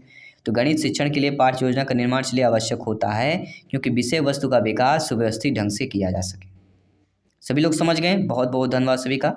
सभी लोग लाइक शेयर करते रहिए, फीडबैक करते रहिए, क्योंकि यहाँ पे सिलेक्शन सर्वोपरि है। अगला प्रश्न आपके स्क्रीन पर है। साथियों, रेखा गणित में कौन से आयाम को प्रमुख स्थान दिया गया है। तो अगर रेखा गणित की बात की जाती तो रेखा गणित में प्रमुख स्थान आकार, विस्तार और स्थिति, इन तीनों पर दिया गया है। रेखा गणित का संबंध आकार, स्थिति और स्थिति, ये आपको ध्यान देना। अगला कि गणित विषय का सबसे अधिक संबंध किससे होता है, तो ये नॉर्मल सी बात, सभी लोग जानते हैं गणित विषय का संबंध विज्ञान से होता है। अगला प्रश्न है कि वह उद्देश्य जो शिक्षक गणित पढ़ाने के बाद कक्षा में ही प्राप्त कर लेता उसे क्या कहते हैं? अक्सर पूछे जाने वाला प्रश्न। ऐसा उद्देश्य यानी आप लोग जब गणित पढ़ाएंगे बच्चों को तो पढ़ाने के बाद आप उस उद्देश्य को प्राप्त कर लेते हैं, तो वह उद्देश्य आपका कौन सा कहलाता है? शिक्षण का उद्देश्य, क्योंकि आप पढ़ाने की बात कर रहे हैं तो पढ़ाना मतलब शिक्षण। अगला प्रश्न है, गणित शिक्षण में मूल्यांकन में ब्लूप्रिंट क्या होता है? और ब्लूप्रिंट से संबंधित प्रश्न पूछा ही जाता है। तो प्रश्न पत्र निर्माण की आधारशिला को ब्लूप्रिंट कहते हैं। आपने पढ़ा होगा जब आपने कि पहले पेपर के पहले ब्लूप्रिंट मिला करता था, तो प्रश्न पत्र निर्माण की आधारशिला होती है कि इस प्रकार से जो है प्रश्न पत्र आएगा। और पिछले हमने 2 मॉडल पेपर भी इस प्रकार से 150 प्रश्न वाले हमने मॉडल पेपर 2 मॉडल पेपर अभी आपको दिए, जिसमें आपके दोनों लैंग्वेज प्लस बाल विकास, पर्यावरण और आपके मैथ्स तीनों को कंबाइन किया गया है। तो ये आपका संबंधित है मॉडल पेपर है। मॉडल पेपर में इस लेवल के प्रश्न आएंगे, इस प्रकार से पूछे जाएंगे और पहले आपको प्रिपेयर रहना है। इसलिए मॉडल पेपर प्रैक्टिस सेट हम करते हैं ताकि आप लोगों को ज़्यादा अभ्यास हो सके, क्योंकि कहते हैं ना, करत करत अभ्यास के जड़मति हो तो सुजान रसरी आवे जातते सिल पर परत निशान। तो अभ्यास करने से हम साथियों आपका एक कमेंट फीडबैक सर्वोपरि है, श्रीमान है जयसवाल सर, अभिनंदन स्वागत करते हैं। प्रश्न पूछा गया था कि किसी संख्या का 4/5वां हिस्सा का 20% 60 है तो वह संख्या क्या होगी? ये आपके पिछली बार पूछा गया प्रश्न था, तो बहुत अच्छा प्रश्न पूछा गया था। इस बार भी कोई संख्याएं चेंज करके पूछा जा सकता है। तो जो हमारा प्रश्न कहता है वही हमें करते जाना है। किसी संख्या का 4/5वां हिस्सा, मान लेते वह संख्या x है, उसका 4/5वां हिस्से का 20% का मतलब होता है गुणा 20% का मतलब होता है क्या होता है? 20/100% का मतलब ये होता है किसके बराबर है? 60 है, यानी 60 के बराबर है। ये हमारा लिख गया। इसके बाद हमें अब इसको सोल्यूशन निकाल लेना है। तो 20/100, 20×5 तो 1/5 होता है, तो 55 हो जाएगा, यानी 4x/25 बराबर 60 आ गया। कितना आ गया? 4x बराबर 1/25 था, तो यहाँ पे हमारा 25 था, तो यहाँ हम क्या कर लेंगे, बराबर में जाएगा तो 60 हो जाएगा। तो x बराबर क्या हो जाएगा? 25/60 गुणे 4 कर लेना है। 4 से इसे काटे 15 चौको 60, 15 गुणे 25 करिए कितना आ जाएगा? जब आप 15 गुणे 25 करेंगे तो 375 जो दिया गया है वह आपका यहाँ पे सही हो जाएगा। ठीक है, 15 गुणे 25 करके देखिए, 15×5 और आगे आपकी जो संख्या आ जाएगी वह 375 हो जाएगा। यानी सेकंड ऑप्शन आप लोगों का सही हो जाएगा। सभी लोग समझ रहे हैं? सभी लोग कमेंट कीजिएगा। सभी मित्रों को जय हिंद। मैथ्स बिल्कुल आसान लगेगी, इजीली लगेगी, क्वेश्चन को समझ के चलना है। कोई क्वेश्चन ना समझ में आए तो आपको कमेंट करके फीडबैक करके बता देना। अगला है 15 इकाइयाँ 20 दाइयाँ 12 सैकड़े। इससे एक प्रश्न आना ही आना, ये ध्यान रखिएगा। 15 इकाई का मतलब होता है 15, 20 दहाई का मतलब 20 गुणे 10 करेंगे तो 200 आ जाएगा। 12 सैकड़ा मतलब होता है 12 सैकड़ा मतलब 1200 हो जाएगा। तो अब इसको प्लस कर लेना है, तो 15 आ जाएगा, 2 दूनी 4 यानी 14 15 हमारा इसका योग आ रहा है। तो हमारा जो पहला ऑप्शन दिया गया है वह आप लोगों का सही हो जाएगा। सभी लोग समझते जाइएगा। अगला प्रश्न है, ये भी प्रश्न आपके पिछले ईयर में पूछा गया प्रश्न था कि दिए गए समीकरण को सही बनाने के लिए किन्हीं 2 चिन्हों को आपस में बदलना है। हर पेपर में 3 से 4 प्रश्न जो है पिछली बार पूछे गए थे। इस लेवल 3 से 4 प्रश्न इस प्रकार के प्रश्न पूछे गए हैं, इस बार भी पूछे जाएंगे, क्योंकि आपका माइंड लेवल चेक करता है क्रम को बदलना और जल्दी से सॉल्व करना। तो समीकरण को सही बनाने के लिए, समीकरण मतलब हमारा बराबर 137 आइए, इसको अगर अभी इसको करेंगे तो पूरा 137 नहीं आएगा। तो हमें क्या क्या चेंजेज करना है कि 137 आ जाए? प्लस और गुणा को भाग और प्लस को, प्लस और गुणा को भाग या माइनस को, मतलब जो हमारा ये चीज़ दिया गया है वो हमें पहले देखना है। अब 137 लाने के लिए अगर हम ऐसा करते तो 12×5 = 60, यहाँ आएगा भाग आ जाएगा 25, और ये तो इससे भाग करेंगे तो कहीं संख्या कम आएगी। तो संख्या बढ़ाने के लिए हमें करना क्या पड़ेगा? यहाँ पे प्लस और गुणा को करना पड़ेगा, यानी कि 65 जहाँ प्लस है तो वहाँ गुणा कर देना है, और जहाँ गुणा होगा वहाँ प्लस कर देना। मतलब समझ रहे हैं सभी लोग? प्लस की जगह गुणा और गुणा की जगह प्लस कर देना। -25 भागे 5, अब गुणा है तो यहाँ पे +12 कर दीजिए। इसकी वैल्यू आपकी 137 के बराबर आनी चाहिए। ठीक है, तो 55 आ जाएगा। ठीक है, और 12 ये हो गया, और 65 गुणे 2 तो 130 माइनस कितना आ गया? 5 + 12, सभी लोग करिए। 130 -5 and 12 कितना आ जाएगा 137 आ जाएगा ना। यानी हमें क्या चेंज करना है, प्लस और गुणा को आपस में बदलना है, प्लस की जगह गुणा और गुणा की जगह प्लस करना पड़ेगा। ठीक है, तो ये हमें अपने माइंड से देखना पड़ेगा कि संख्या को बदलें, हमारा बराबर क्या संख्या रही, बड़ी है या छोटी है, वो चीज़ देखना पड़ता है। 1 से 100 तक की संख्याओं में शून्य कितनी बार आता है? काफ़ी लोग गलती कर देते हैं। 1 10 में आएगा, फिर 20 में। ठीक है, यहाँ संख्या में लिखे देता हूँ। और अंत में क्या करना है, सब लोग जो गलती कर देते हैं वो गलती आप लोगों की क्या हो जाती है, 100 में 2 बार आता है। ये नॉर्मल सा प्रश्न है, लेकिन काफ़ी लोग गलती कर दिए। ये तो अब चीज़ें नॉर्मल हो गई, सभी लोग जानते समझते हैं। ठीक है, थर्ड वाला ऑप्शन सही जगह 11 हो जाएंगे। पहले चीज़ें हुआ करती थी कि लोग गलती कर देते थे, लेकिन अब इतना लेवल, इतना जीके, इतना जो नॉलेज है वो काफ़ी ज़्यादा बढ़ चुका है। अगला 1 से 30 तक की संख्याओं में अभाज्य में बदलना है। यहाँ पे जो 1 से 30 तक की संख्याओं में अभाज्य संख्याएं बताना है। तो 1 से 30 तक की अभाज्य संख्याएं कितनी कितनी हो जाती हैं, सभी लोग लिखिए। 2 हो जाएगी। अभाज्य संख्याएं वे संख्याएं होती हैं जो 1 से कटे, स्वयं से कटे, किसी तीसरी संख्या अन्य से ना कटे, वह हमारी अभाज्य संख्या है। और भाज्य संख्याएं क्या होती हैं, जो स्वयं से कटे, 1 से भी कटे और किसी अन्य तीसरी संख्या भी कटे। तो यहाँ पे अभाज्य संख्या बताना है, तो 2 3 5 7 11 13 17 19 23 29, दोनों को सभी को योग कर लीजिए। केवल 10 संख्याएं हमारी हैं जो अभाज्य संख्याएं आ रही। हो सके तो 130 150 1 से 100 तक ये माइंड में अभी से कर लीजिए कितनी संख्याएं होती, लिख के याद रखिए, एग्जाम में फटाफट करिए। ये ऑर्डिनरी तैयारी होती है, ये छोटी छोटी चीज़ें आपको पहले से प्रिपेयर करना पड़ेगा, बिल्कुल तैयार रहना पड़ेगा। अगला, किसी विषम प्राकृत संख्या के परवर्ती तथा पूर्ववर्ती का गुणनफल हमेशा किस संख्या से विभाजित होता है? देखिए, किसी भी विषम प्राकृत संख्या अगर मान लीजिए हम कोई 7 लेते हैं, तो 7 का परवर्ती क्या हो जाएगा, 8 हो जाएगा, +1 करेंगे। और 7 का पूर्ववर्ती क्या हो जाएगा, 6 आ जाएगा। तो हमेशा क्या सम संख्या आएगी। ठीक है, कोई विषम प्राकृत संख्या के परवर्ती पूर्ववर्ती का गुणनफल हमेशा किस संख्या से विभाजित होता है, सम संख्या से होगा। लेकिन अगर संख्याएं दी रही तो फिर भाई 8 करना है। ठीक है, सभी लोग समझ गए। आइए बात करते हैं अगले प्रश्न की। ये काफ़ी बार पूछा गया प्रश्न, और इसमें एक प्रश्न और आता है। मान लीजिए यहाँ से प्रश्न आया, किसी सम प्राकृत संख्या के परवर्ती और पूर्ववर्ती का गुणनफल किस संख्या से विभाजित होगा, तो हमेशा विषम होगा। अगर सम आएगा तो उसका मान विषम से होगा, अगर विषम आएगा तो उसका मान सम से होगा। ये लॉजिक है, थोड़ा समझ लीजिएगा, सभी लोग माइंड की मेमोरी में सेव कर लीजिएगा। आइए बात करते हैं अगले प्रश्न की। अगला, 100 रुपये को संगीता और मनीष के बीच 3:2 के अनुपात में बांटा गया है। संगीता द्वारा प्राप्त राशि की अनुपात। अनुपात वाले 3 से 4 प्रश्न पूछे गए, हर पेपर में पूछा गया अनुपात वाले प्रश्न। ये प्रश्न जो है आपके पिछले ईयर में पूछा गया प्रश्न था। तो 100 रुपये को संगीता और मनीष के बीच 3:2 के अनुपात में, कुल हमारे रुपए 100 हैं, 3 और 2 के अनुपात में टोटल हमारा औसत 5 निकल के आता है। ठीक है, इतना आपको कर लेना है। और इतने के बाद हमें करना क्या चीज़ है, एक चीज़ और करना है।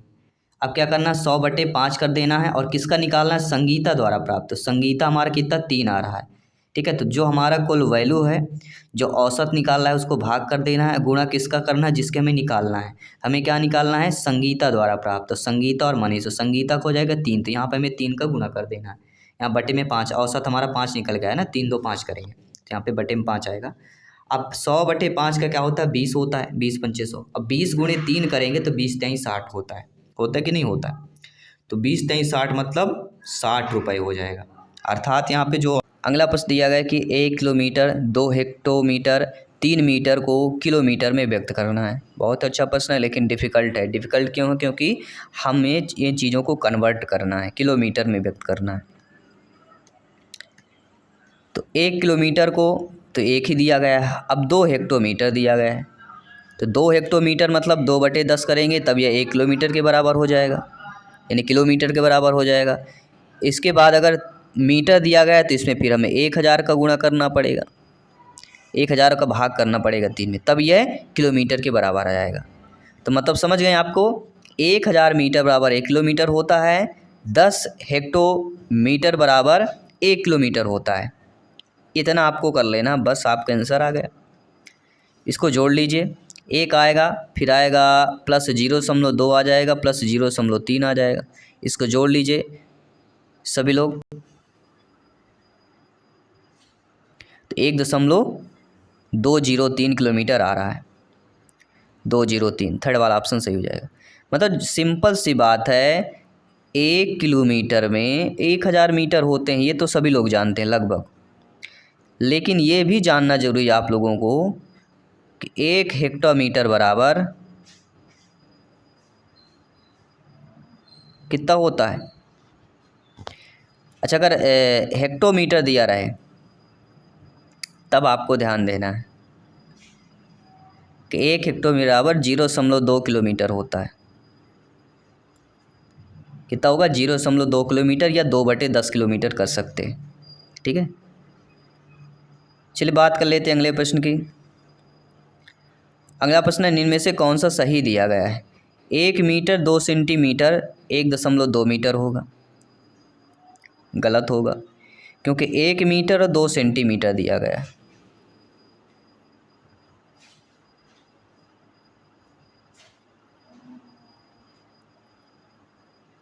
इसके बाद कह रहा है 2 किलोमीटर और 30 मीटर दिया गया है।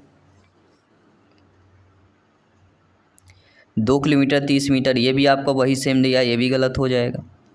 अब बात आती 12 सेंटीमीटर 3 मिलीमीटर, तो 12.3 सेंटीमीटर।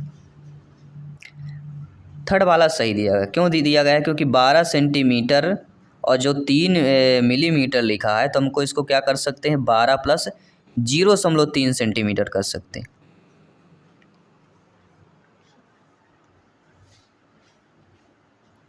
ठीक है, तो ये करेंगे तो 12.03 सेंटीमीटर आ जाएगा। तो आपने समझ लिया ना, मिलीमीटर दिया गया है इसलिए सही होगा। सेंटीमीटर दिया होता तो सही नहीं होता, मिलीमीटर दे दिया गया इसलिए 12.3 सेंटीमीटर होगा। क्योंकि मीटर में है या किलोमीटर में है, और ये चीज़ें समझना ज़रूरी है। और 4 फीट 3 इंच को 4.3 इंच लिखेंगे। क्या ऐसा मुमकिन है? लिखा जा सकता है? सभी लोग बताइए। अच्छा, 1 इंच में कितने सेंटीमीटर होते हैं? सभी लोग बताइए। 1 इंच में 2.5 सेंटीमीटर होता है। 2 इंच में 5 सेंटीमीटर, इतना जान लीजिए, बहुत ज़रूरी है। अगला प्रश्न है, कौन सा सही नहीं है? 1 सेंटीमीटर पर 0.01 मीटर, बिल्कुल सही दिया गया है। 1.570 किलोग्राम बराबर 1517 ग्राम, बिल्कुल सही दिया गया है ये भी। 1.2 किलोग्राम बराबर 1200 मीटर, इसको थोड़ा ध्यान दीजिए, बिल्कुल सही दिया गया है। अगला 2 इंच बराबर 10 सेंटीमीटर, ये गलत है, मैंने पहले ही बता दिया कि 1 इंच की वैल्यू होती है 2.5, तो 2 इंच में कितनी हो जाएगी? 5 सेंटीमीटर होगी, लेकिन यहाँ कह रहा 10 सेंटीमीटर, इसलिए गलत हो जाएगा। अगला प्रश्न देख लेते हैं, कौन सा संबंध यहाँ पे गलत होगा? 10⁻² डेसीमीटर बराबर 1 मिलीमीटर, सही दिया गया है। 10.-2 डेसीमीटर बराबर 1 सेंटीमीटर, तो जब पहला सही हो गया तो दूसरा गलत ही होगा, सेम टू सेम दिया गया इसलिए गलत हो जाएगा। क्योंकि 1 सेंटीमीटर में बराबर 10⁻³ डेकामीटर होता है। डीएम, डेकामीटर क्या होता है? 1 सेंटीमीटर की वैल्यू किसके बराबर होती है? 10⁻³ या इसको 1/1000 लिख सकते हैं। 1 सेंटीमीटर की वैल्यू 1/1000 डेकामीटर के बराबर होती है। बाकी 10⁻² किलोमीटर बराबर 1 डेकामीटर, बिल्कुल सही दिया गया है। 10⁻³ हेक्टोमीटर बराबर 1 डेसीमीटर, ये भी सही दिया गया। लेकिन जो सेकंड वाला है तो वो थोड़ा सा, ठीक है, सभी लोग ध्यानपूर्वक समझिए। अगला प्रश्न है, सही उत्तर को चयन करना है। 80 डीएम डेकामीटर वर्ग डेकामीटर बराबर मिलीमीटर में कन्वर्ट करना है। यदि डीएम बराबर डेसीमीटर, एमएम बराबर मिलीमीटर दिया गया है, तो डेसीमीटर को मिलीमीटर में कन्वर्ट करना है। ये जानना बहुत ज़रूरी है। ये आपको पता होगा कि 1 मीटर बराबर 10 डेसीमीटर होता है, और 1 मीटर बराबर 1000 मिलीमीटर होता है। ये भी पता होगा कि 1 डेसीमीटर बराबर 100 मिलीमीटर होता है। तो 80 दिया गया है, तो 80 × 100 कर लीजिए। और वर्ग दिया गया है, तो यहाँ पे मिलीमीटर दिया गया है ना, और वर्ग मिलीमीटर में हमें निकालना है आंसर। तो यहाँ पे हमें करना क्या पड़ेगा? 80 × 100 गुणे 100 और करना पड़ेगा, तब आपकी वैल्यू क्या आ जाएगी? 8 लाख। और 8 लाख किस में दिया गया है? फोर्थ ऑप्शन मिलीमीटर हो जाएगा। अगला प्रश्न देखिएगा, दिया गया गुणनफल 1680 24 15 बराबर किसके बराबर होगा? एक सप्ताह में सेकंडों की संख्या के, 5 दिनों में सेकंडों की संख्या के, यानी सेकंड संख्या दिया गया है। तो इन सभी का गुणा करिए पहले, तीनों का गुणा करके देखिए। तीनों का गुणा करेंगे आपकी वैल्यू जाएगी 64,800 60,000 6,04,800। ये आपकी क्या आ जाएगी? ये जो ऊपर दिया गया गुणनफल। अब इसमें सबका गुणा करके देखिए ये कौन सा आपका सही आ रहा है।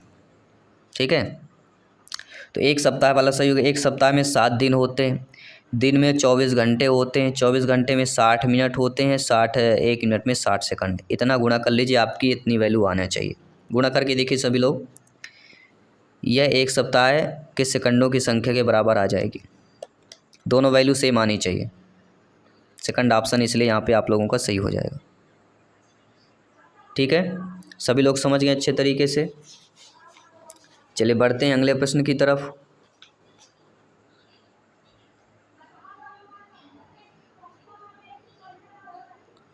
अगला प्रश्न है कि 12 मीट्रिक टन 8 क्विंटल में से 8 मीट्रिक टन 50 किलोग्राम घटाने पर प्राप्त होता है। ध्यानपूर्वक समझिएगा, 12 मीट्रिक टन और 8 क्विंटल, 8 मीट्रिक टन 50 किलोग्राम घटाने पर।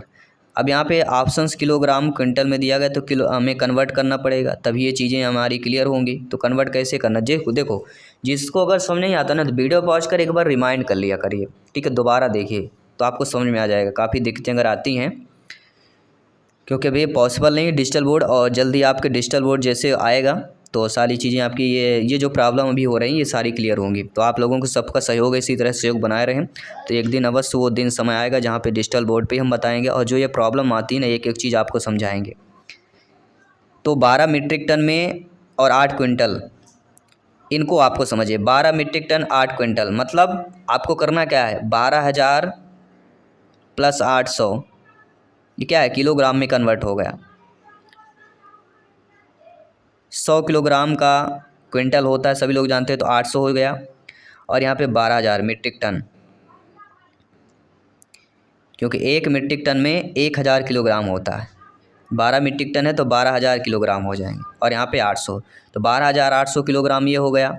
इसके बाद 8 मीट्रिक टन और 50 किलोग्राम, तो 8 मतलब 8,000 और 50 ये हो गया, तो 8,050 ये हो गया। तो आपको करना क्या है, घटाना है, कुछ नहीं, घटाने पर प्राप्त करके बताइए।